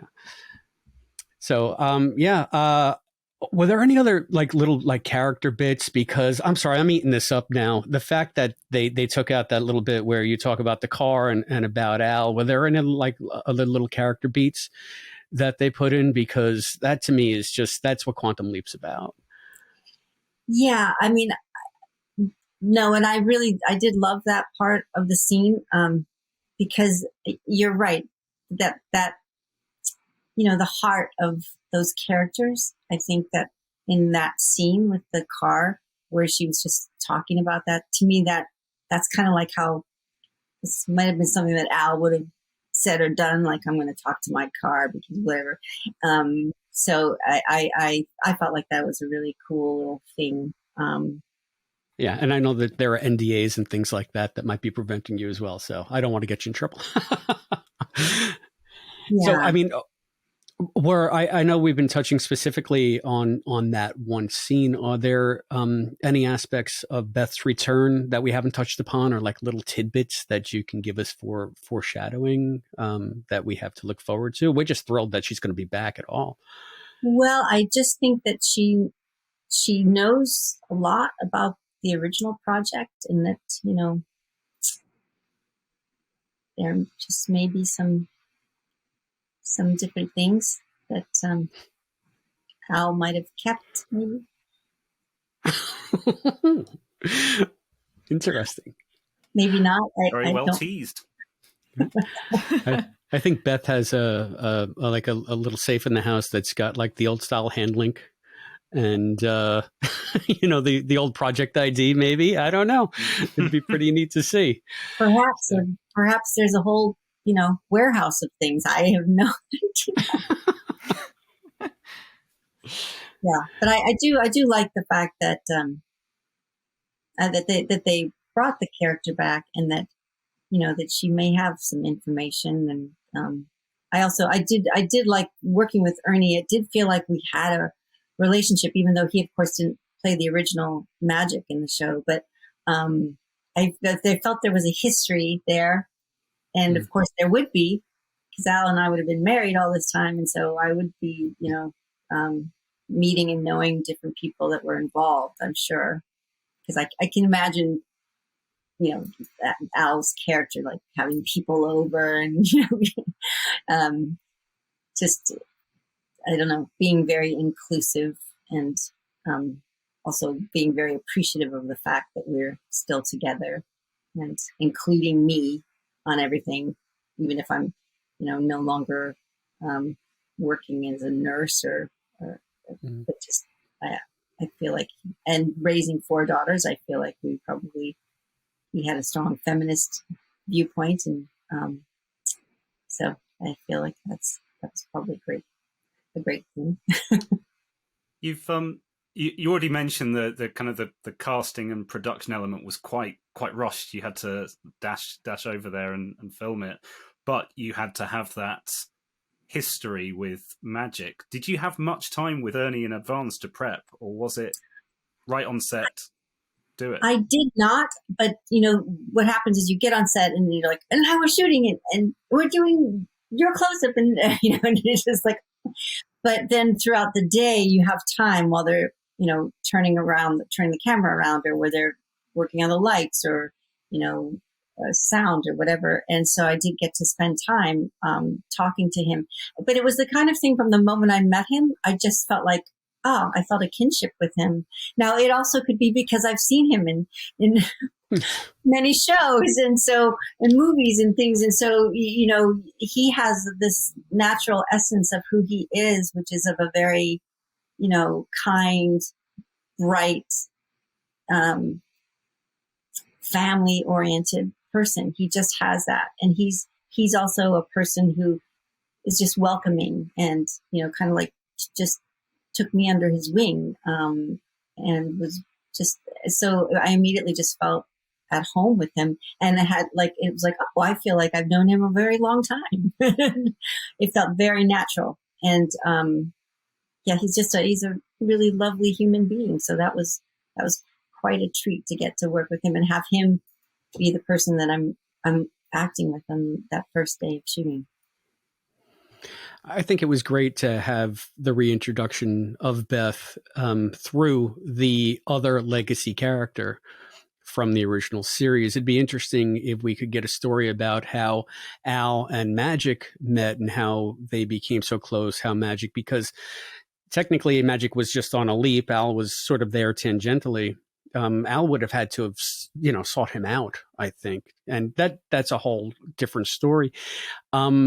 When you got to reprise the role again, did you get to work with any of the other cast? Have you had scenes with any of the main people back at the project? No, I did not. But there was somebody shooting scenes with Magic, and now I can't remember her name. It wasn't the two lead characters, the now Al and Sam, who are lovely, by the way. I from watching them, I was, oh, they're terrific. There was Nan Rissley. Nan Rissley. Pardon? Oh, maybe so. Yes. Well, and so she was just there. We were just, waiting for the lights or the camera. And she was lovely. Yes, because they were going around. She and Magic were going around doing something. That sounds like her character. Nan Rissley. Yeah, we noticed in the same episode, Ernie and Nanrissa are walking around a very similar looking neighborhood. So we figure they're probably both being filmed at around about the same time. Yes.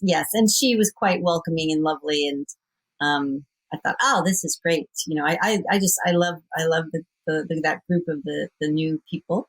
I think that they chose very well. I'm, being a big fan of the show, I'm excited to see how it unfolds, what happens next. And yeah. But I love Ernie being like the, in part of it and kind of overseeing things. And he just has this great paternal way about him. and very strong and just solid. And so I feel like he's a great umbrella for all the rest of the characters. We're a little younger and maybe more emotional. Well, it's terrific to hear. I'm glad that it was such a good experience. I'm glad that we get to see more Beth, that she's kind of built into not just the legacy, but the future of Quantum Leap. And you've been so generous with your time. We're so excited to see the character unfold. Thank you so much for coming back to the podcast, Susan, and telling us about it. You're so welcome. I mean, I love the show, and I love that you guys have a podcast, and you're keeping the old show alive, and now that you're supporting the new show, because it's such a great premise. I mean, it's such a great premise, and especially wanting to, alter history for the better. It just, it's got a really positive message. So I'm really appreciative of you guys keeping it alive. Thank you very much. You're welcome. You take care.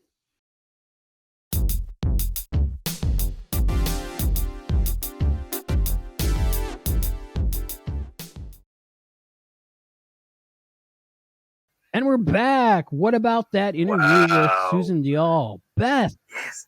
Beth. Amazing. Beth from Quantum Leap. I think the producers must have been listening to our live stream last week. Because didn't I say I wanted to see Beth? And I hadn't read any of the spoilers at that stage. So. No, I think I read the spoiler the next morning, and I was like, what? Yeah. And what? I wish I wasn't spoiled on it. But. Well, Susan's spoiling stuff for us as well. She's going to be in more episodes. How good is that? Yeah, that's great. At least 2. So I would call that a recurring character. That was pretty cool. That was very, very awesome to get to talk to her. And she's a great person. And it just, the fact that she had to audition for Beth is ridiculous, because she is Beth. Yeah.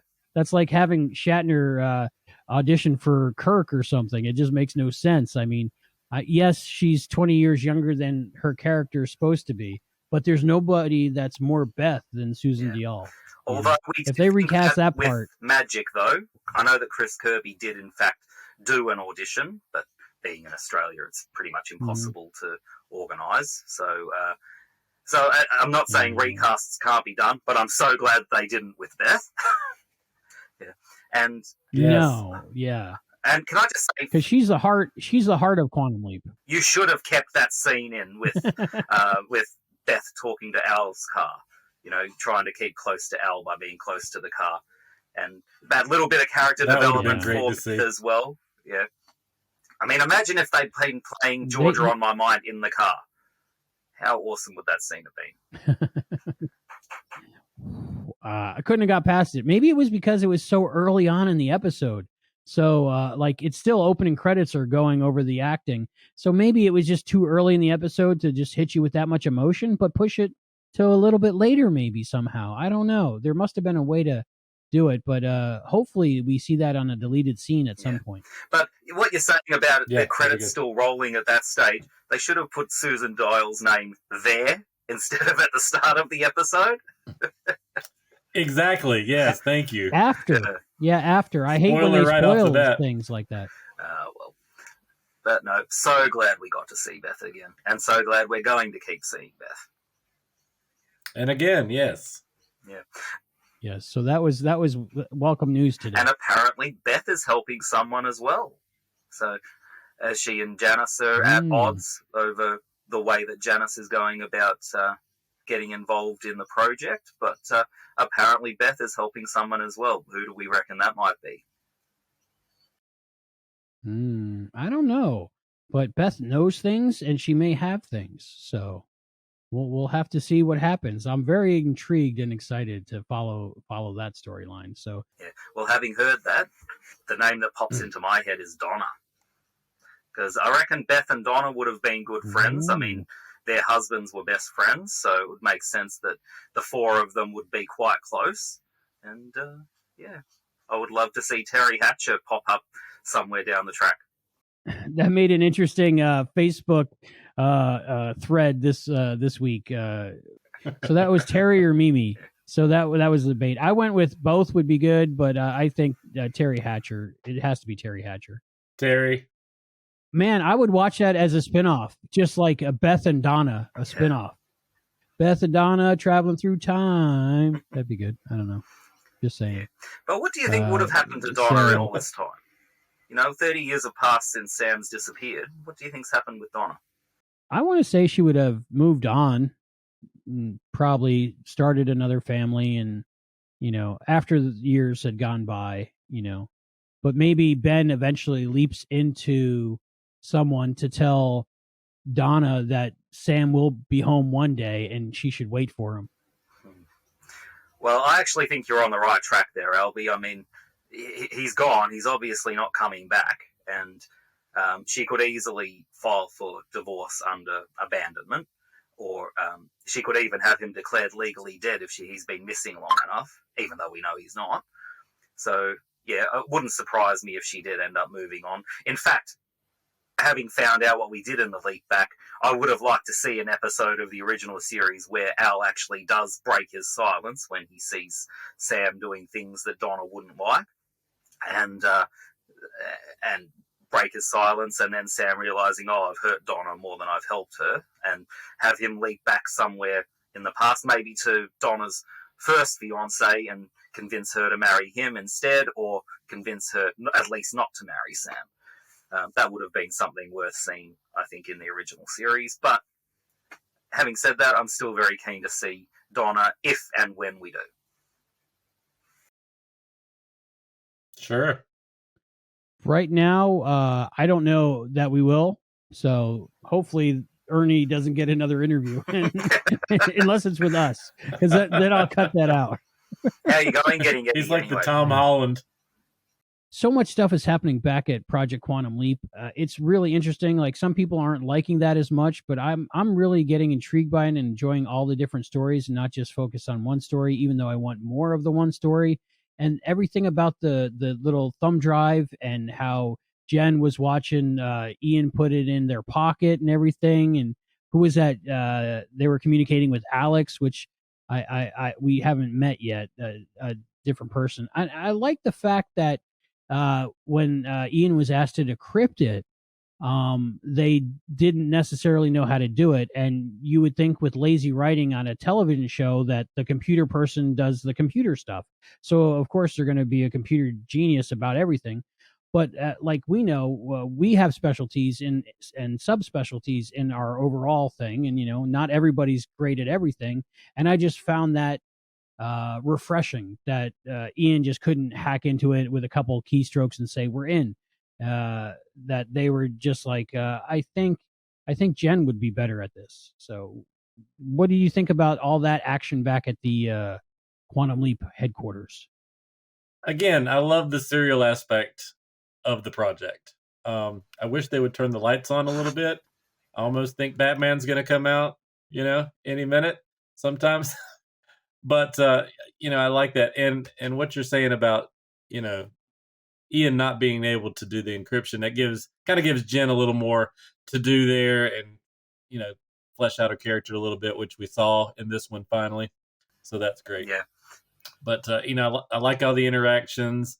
I like Magic kind of coming to light in there as far as his role goes as well. And, of course, Addison, I would like to see a little more of the imaging chamber like we did in the first episode.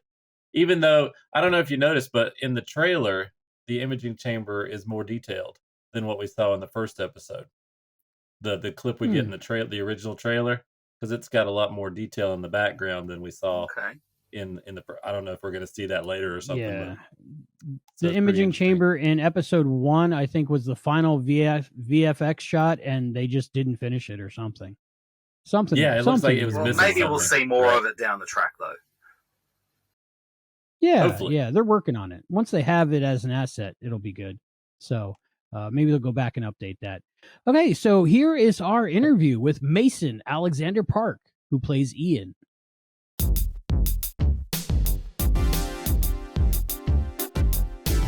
Welcome to the Quantum Leap podcast, Mason. Thank you. Thank you for having me.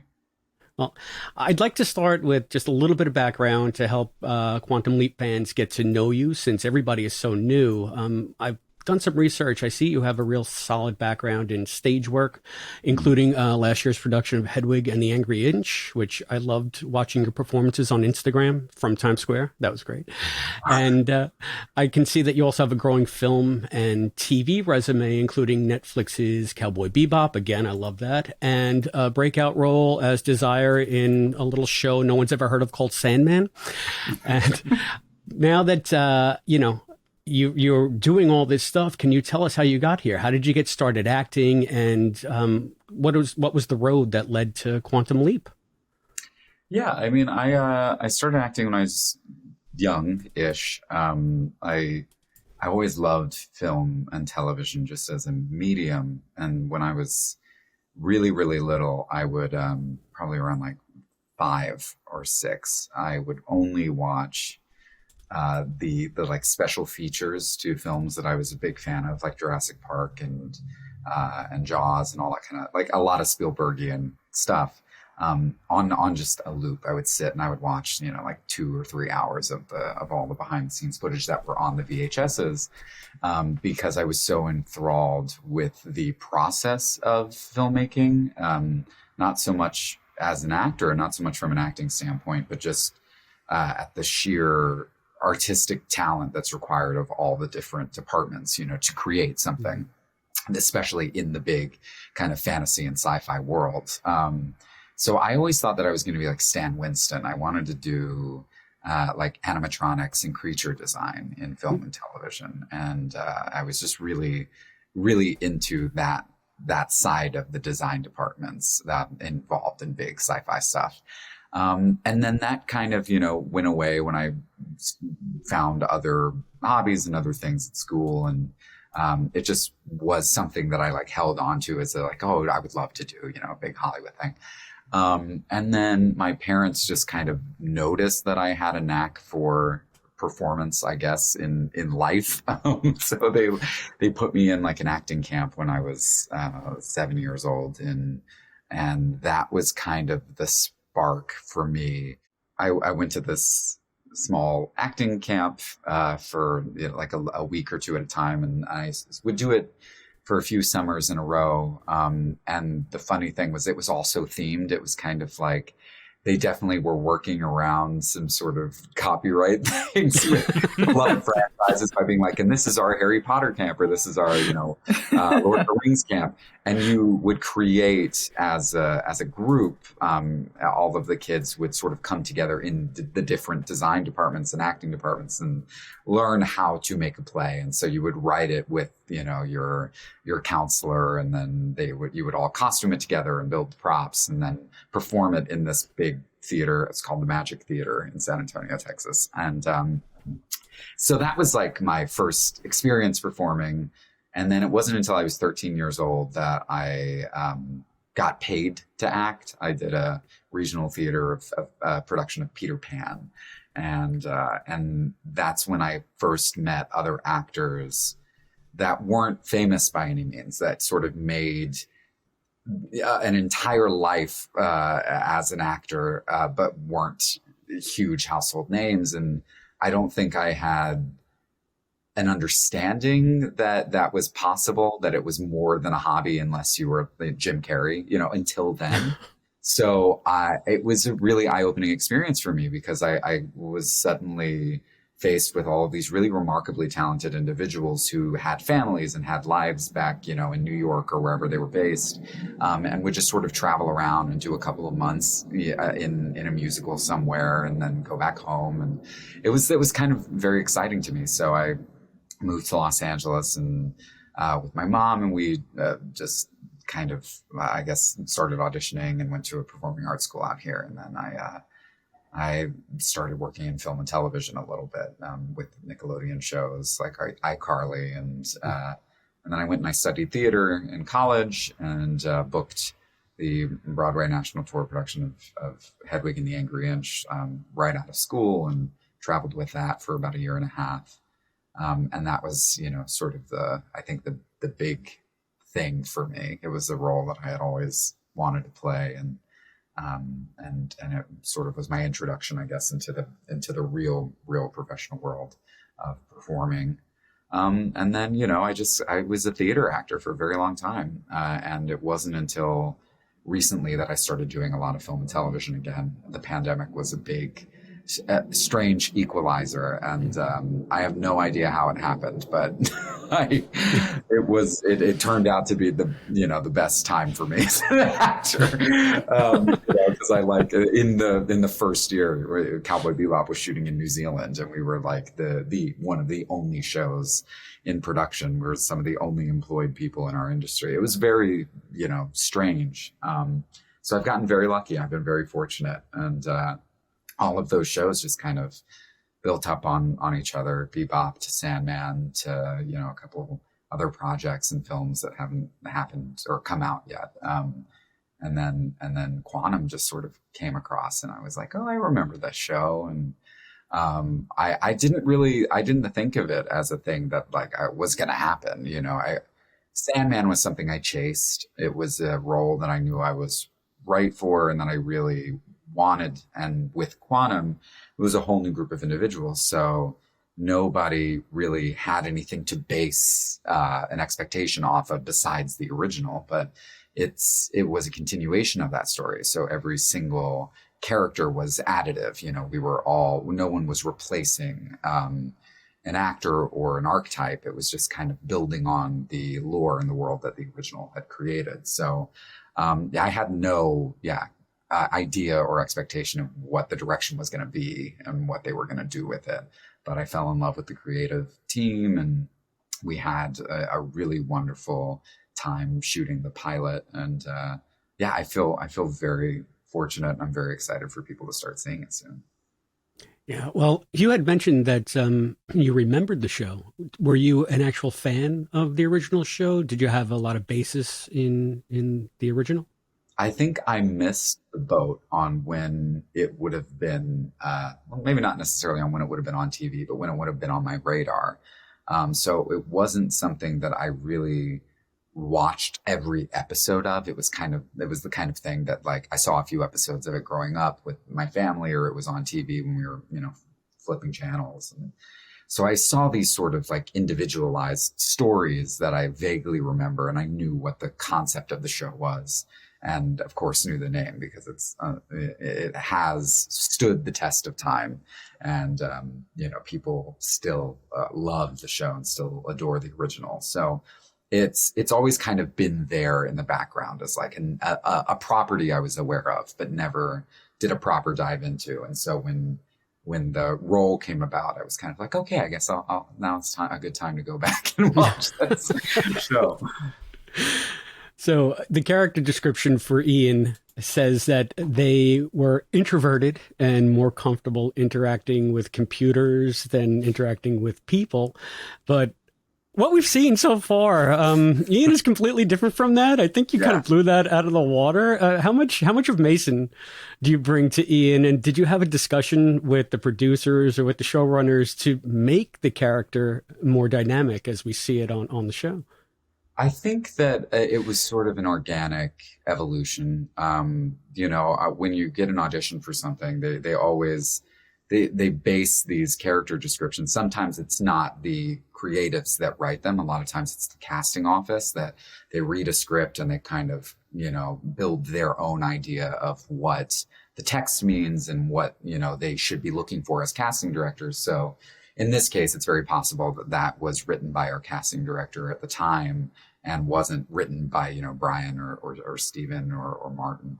So we, that sort of flew out the window, I think, day one. We had a Zoom meeting and sort of read parts of the scripts from it. And I think they realized very quickly that my version of Ian could take some of the geeky person behind the computer stuff and allow that to exist, but also make them a little more dynamic and relatable and real, and less of like this, I am, a non-binary person that's kind of insular and only can be friends with computers. Because I think that is a trope that is sort of played out. There's very little non-binary representation in film and television, but our first experience with non-binary identities on TV for most people is Taylor Mason in Billions, and that description could apply to both of those characters. So I think that it's really interesting to see how like one archetype from just the only amount of representation that exists can sort of pervade into all these different people's minds when they think, oh, like that's the kind of character I want to write. And they go like, the only frame of reference I have is that one character from, from this other TV show. So I think there was an element of that still existed. And then everyone met me and was like, oh yeah, no, this makes way more sense.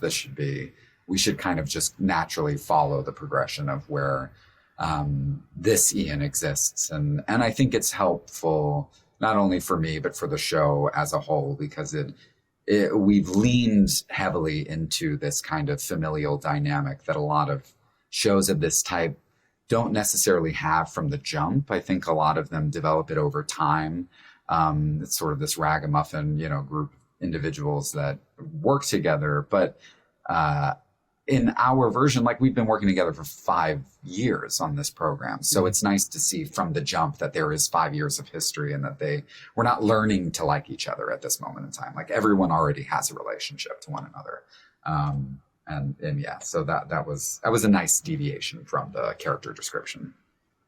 That's also a deviation from the history of Quantum Leap, because usually we got very little back at the project. And one thing that comes across right away in the pilot is that family dynamic that you were discussing. But also, as Ian, you're filling a role at the project that was only explored through the character of Gushy. Very, very little in the main series. So you're interacting with the project staff, but you're also the main conduit to Ziggy. So first of all, I have to ask, because, fans and listeners are dying to know, will we have to wait long before we get to see you interact with Ziggy? That's a great question. I feel like there are a lot of sweet moments, but I think in the way that people are anticipating, I can't say when or how it will happen, but I'm sure it's going to happen, because you can't have Ziggy and not really dive into just how sassy and fun that creation is. So I would say that we'll all just hold our breath and wait and see. All right, now my next question, you might not be able to answer it, but what was it like working with Deborah as she reprised the role? Well, as of now, Deborah has just been on set pretty much almost every day as in a producerial context. So we've really just gotten to know each other and have her present as kind of the curator for the whole experience. Deborah is really remarkably giving and really wonderful to have involved so heavily, especially, considering how unbelievably important she was to the original and is to our version. So it's really nice that there's this continuation of her involvement in the show. But in terms of her specifically as Ziggy, that I cannot discuss yet. All right. Fair enough. That means there's something. Who knows? How can we expect to see that dynamic evolve as the series progresses? What other key relationships will help define Ian? I think it's really nice to watch the way that the story that happens within the leap kind of has that ripple effect on the people that are in the present and vice versa, which is something that the original didn't have as many opportunities to explore or expand on, since we never really spent any time at the headquarters. So all of the information was kind of being fed through Al. And in our version, an element of that still exists with Caitlin as Addison, still disseminating information to Raymond as Ben. But there is a nice amount of time in each episode that's spent developing the characters and the relationships in the present. And it's really cool to see. For me as an actor, I've loved watching or interacting with, Raymond very minimally, but with Caitlin and Anarissa and Ernie to kind of develop the individualized quirks of each person back at the headquarters, because like it really does deeply impact the way that we tell the story in each episode and the way that we sort of reveal the mystery or the way that we dive into whatever that time period is. Each person brings their own experience to that. And I'm very grateful that they are all such giving, wonderful actors, because it's so much fun to kind of just play with them and bring enough of ourselves to the roles that I think that also helps strengthen the relationships between everybody. Because, you know, like I don't know if in earlier drafts of this, had they not known all of us and not known how we interact, if there would be as much of of a historical connection between like Ben and I as best friends, or Caitlin and I as like unbelievably close individuals, Addison. And a lot of that came from just the way that we interacted in real life, you know, the way that like we were just razzing on each other day one, and like truly all really felt like family from the beginning. And so I think the natural just inclination to write to our voices and write to our actual interactions and relationship has bled so wonderfully into the series that all of the relationships have been strengthened because of it. The pilot felt very tailored to all of you because you guys had a chance to do it twice. So you really had a chance to hone in on these characters and make it your own thing and closer to each other. Yeah, because, you know, when you get a script, like you pretty much you do what the script is, right? And there are moments of being able to deviate from that, but it is very, very rare with the time constraints of filming an episode of television that you can come in and just radically change everything. So the repilot gave us an opportunity to really reevaluate how we wanted to reveal certain aspects of the story, and also how we wanted to establish everyone's relationship early on. Whereas I feel like if we would have continued with the original draft, the original pilot, and sort of built on that, it might have taken a few more episodes to fully understand how like deeply involved everybody was in each other's personal lives. Whereas like starting with that engagement party, it's so clear and so immediate that like these people don't just see each other at work. We get together afterwards, and we are present for each other's big moments, and we are deeply supportive and deeply loving of one another. So the repilot really allowed us to show that from like the get-go, as opposed to making audiences kind of wait for those relationships to kick in, which I find to be so much more fun and enjoyable as an audience member. It's very much organic, and it came across. Yeah, you mentioned earlier about sort of moving away from that, the trope of the insular non-binary, and it's fantastic to see non-binary representation in a character in network television. What we've seen so far, I mean, we've seen the pilot. I read that original script that has now shifted up to episode 6. The non-binary element doesn't seem to have really come to the fore yet. Is that something that might be explored with Ian more in future episodes?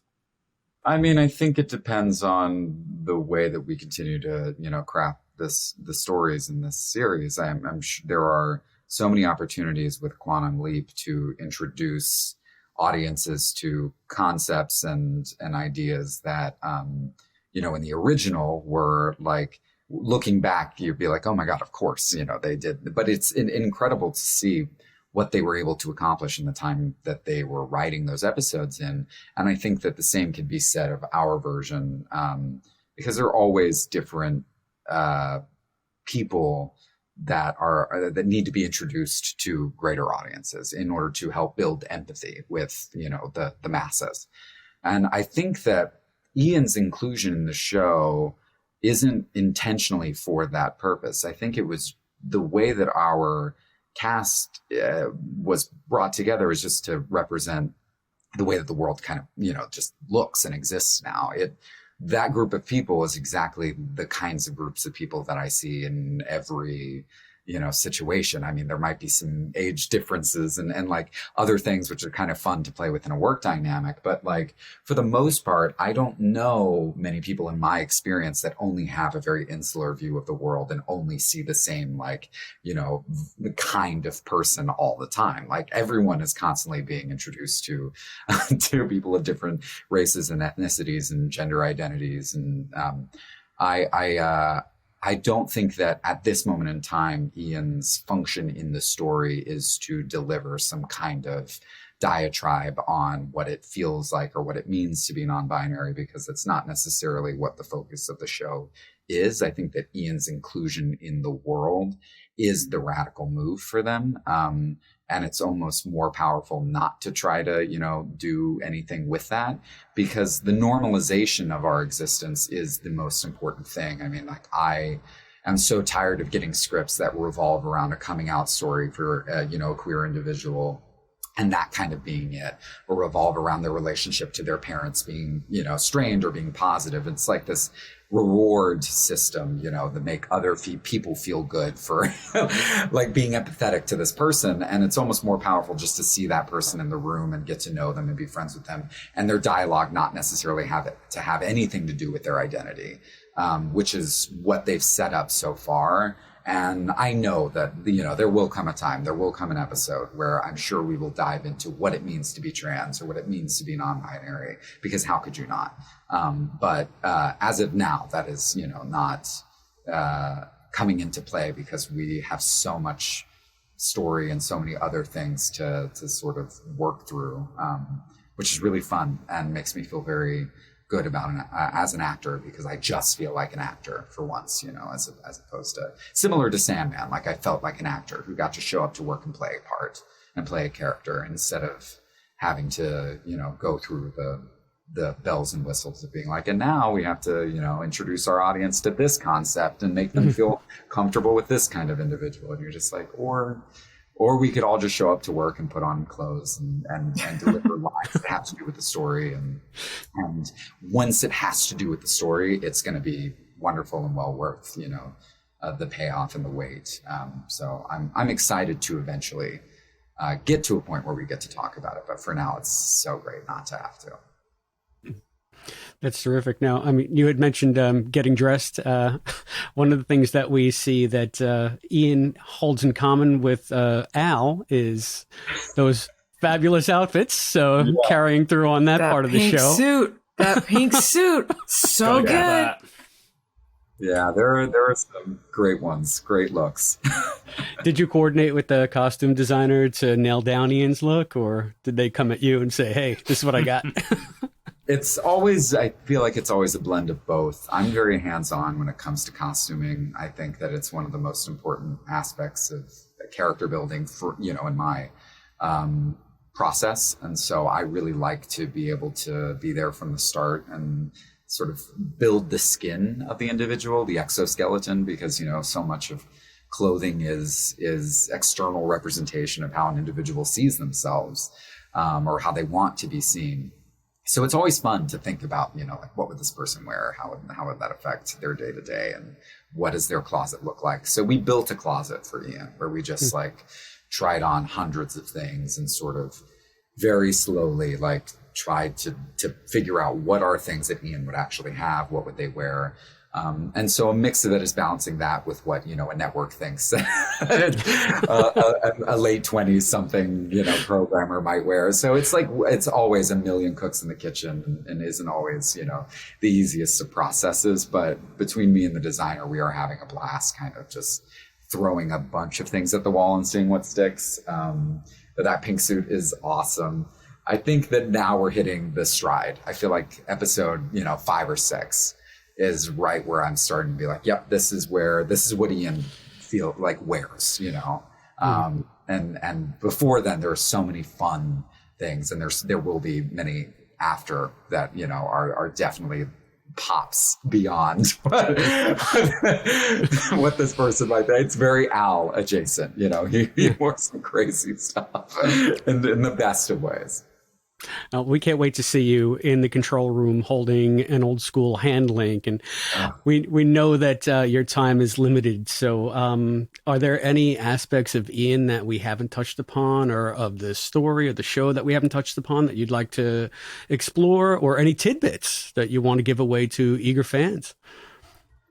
No, it's hard when you're in the beginning of a thing. There's so little that can be said, but I hope that people really, really enjoy the first episode and can go along, for the long haul, go along with the ride, because as someone who has a lot of experience now in just the last few years of adapting popular IP, I find the aversion to things continuing or things being reimagined into other mediums to be very shocking as a fan of stuff. Because when I was, I still am a massive fan of a lot of the things that I was a fan of when I was a kid, and a fan of newer things that, I don't understand the fear of having more of that thing, because to me, it never, ever would impact the original or my experience with seeing, Quantum Leap, or seeing Cowboy Bebop, or reading Lord of the Rings, for the first time. And the toxicity in certain fandoms around, like, people of color and queer people kind of being included in those worlds has been so disheartening and shocking. Considering we're in 2022, and I'm watching every TV show that's on right now in the fantasy and sci-fi space sort of grapple with the same headlines and same conversations. We did it with Sandman. They're doing it to Lord of the Rings. They're going to do it to Quantum Leap. They're already doing it, I'm sure, to Quantum Leap. And it just makes me sad, because these shows are about humanity and about empathy. And this one in particular is about learning how, through walking through other people's shoes. The entire concept of Quantum Leap, the original, is built around the concept of empathy and kindness. And so I'm really happy that we're going to continue that tradition. I think the world really needs it now. I think that more optimistic shows like that should exist, and more shows showing the diversity of the human experience should be deeply welcomed. But to anyone who is afraid of this new version, or afraid of new versions of anything, I would just say it should in no way impact your experience with this thing that you loved and with the original. Even if you don't like something, or you don't like a character or a storyline, or you don't like the show at all, that's okay. Then you will always have Quantum Leap, you will always have the first Quantum Leap, and that's so amazing. It's so cool. And so maybe just have fun and enjoy the fact that there's more of it. and that would be, my best advice for anyone that wants to leap into it. Because leaping into all of this with kind of a fresh perspective and this release of the desire for something to 100% be the thing that you need it to be, I think will be very helpful in everybody's ability to enjoy new adaptations of everything moving forward. Because we should be encouraging more fun and creativity with things that we enjoy, and especially including a more wide, diverse range of voices being involved in those properties. Wonderfully put. Well, thank you so much for being an integral part of carrying on the legacy of the show that we all love. And thank you so much for appearing on our show. Of course. Thank you for having me. I'm very, very excited for y'all to watch more episodes and sort of dive into it all. So thank you. Thank you.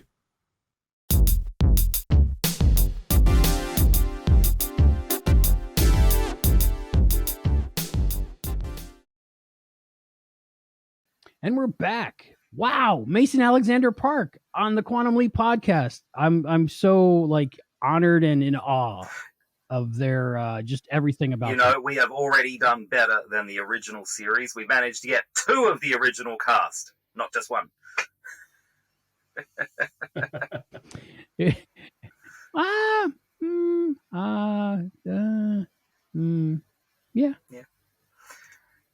It's hard because there's only two of them really.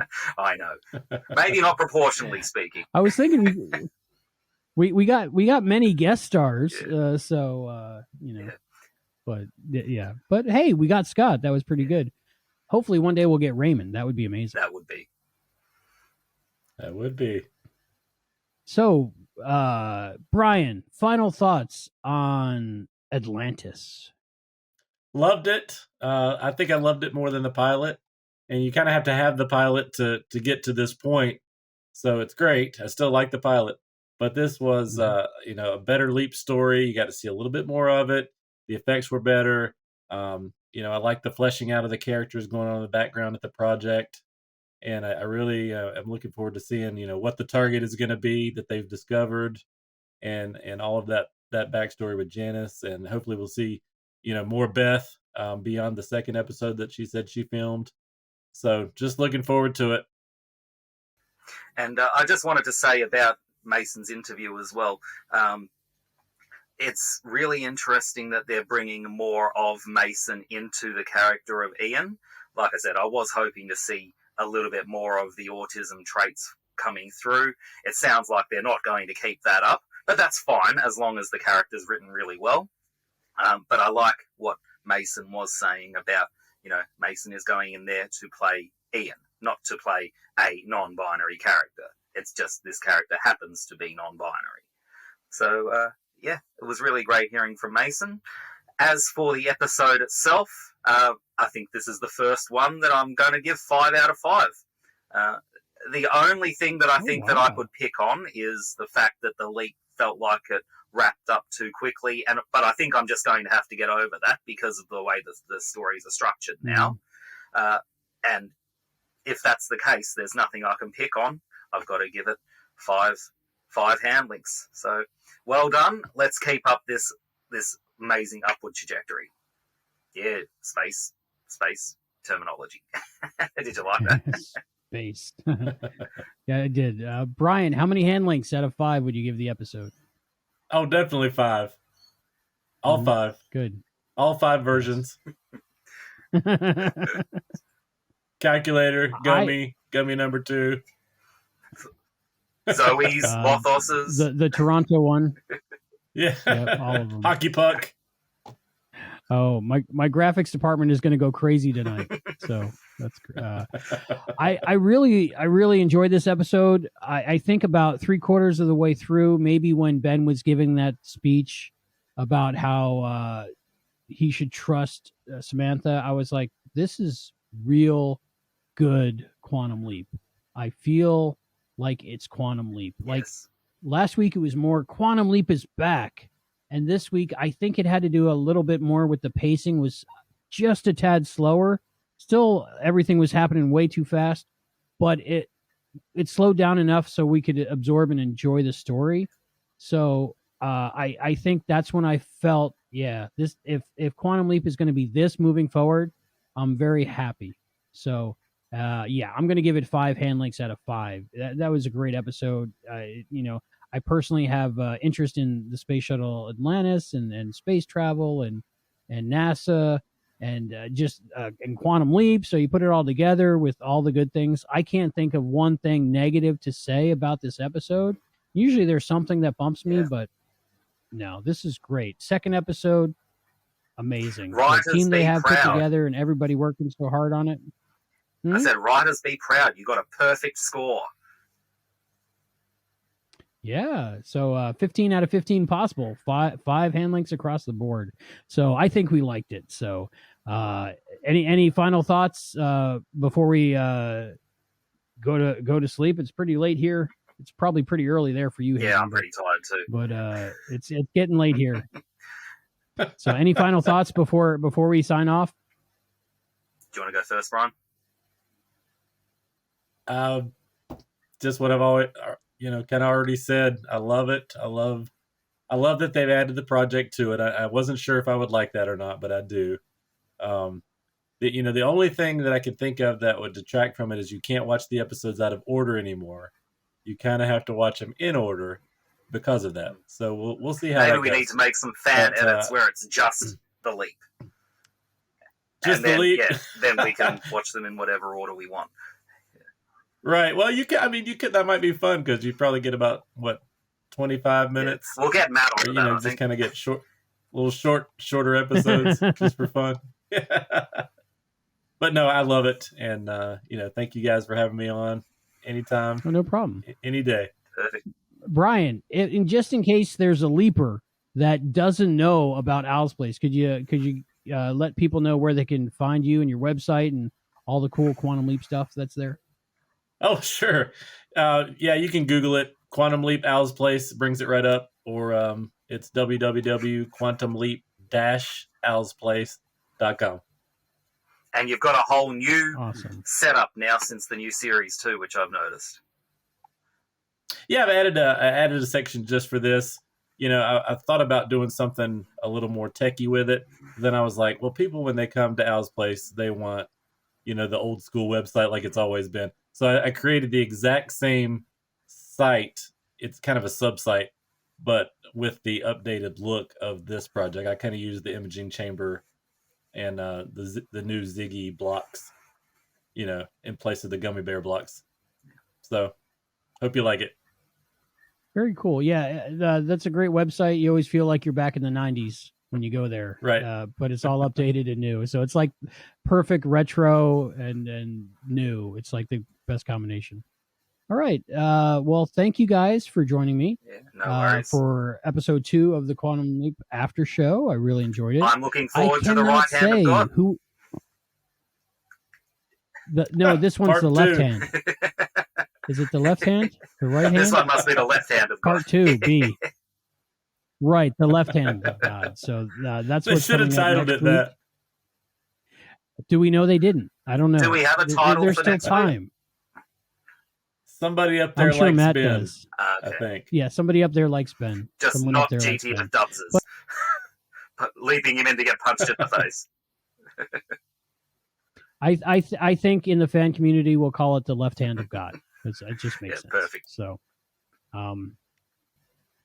So I can't tell you what guests we have next week, but you're going to want to come back and check it out, because if you thought this week was big, it was big, but next week's just as big. Like it's That's big. what she said. So you're going to want to you're going to want to check out what we got next week. So next week we'll be talking about the left hand of God, or some people are calling it somebody up there likes Ben. Is that what it is? Right. All right. Unless they changed the title. They changed the title on episode 4 already. So you I never reckon know. the producers are Somebody listening might have to to us. leap in. They put Beth in immediately after me saying it. So, producers, if you're listening, change that title to the left hand of God. Okay. Yeah, they might have filmed that before we filmed ours. Well, maybe. Just saying. They have a longer post production than we do. Oh, there you go. But join us next week for the Quantum Leap After Show, and thanks for sticking around this whole time, and thank you for all our super chats. That was really cool to see. And for the Quantum Leap podcast, I'm Albie. I'm Brian. And I'm the artist formerly known as Hayden McQueen. Get leaping.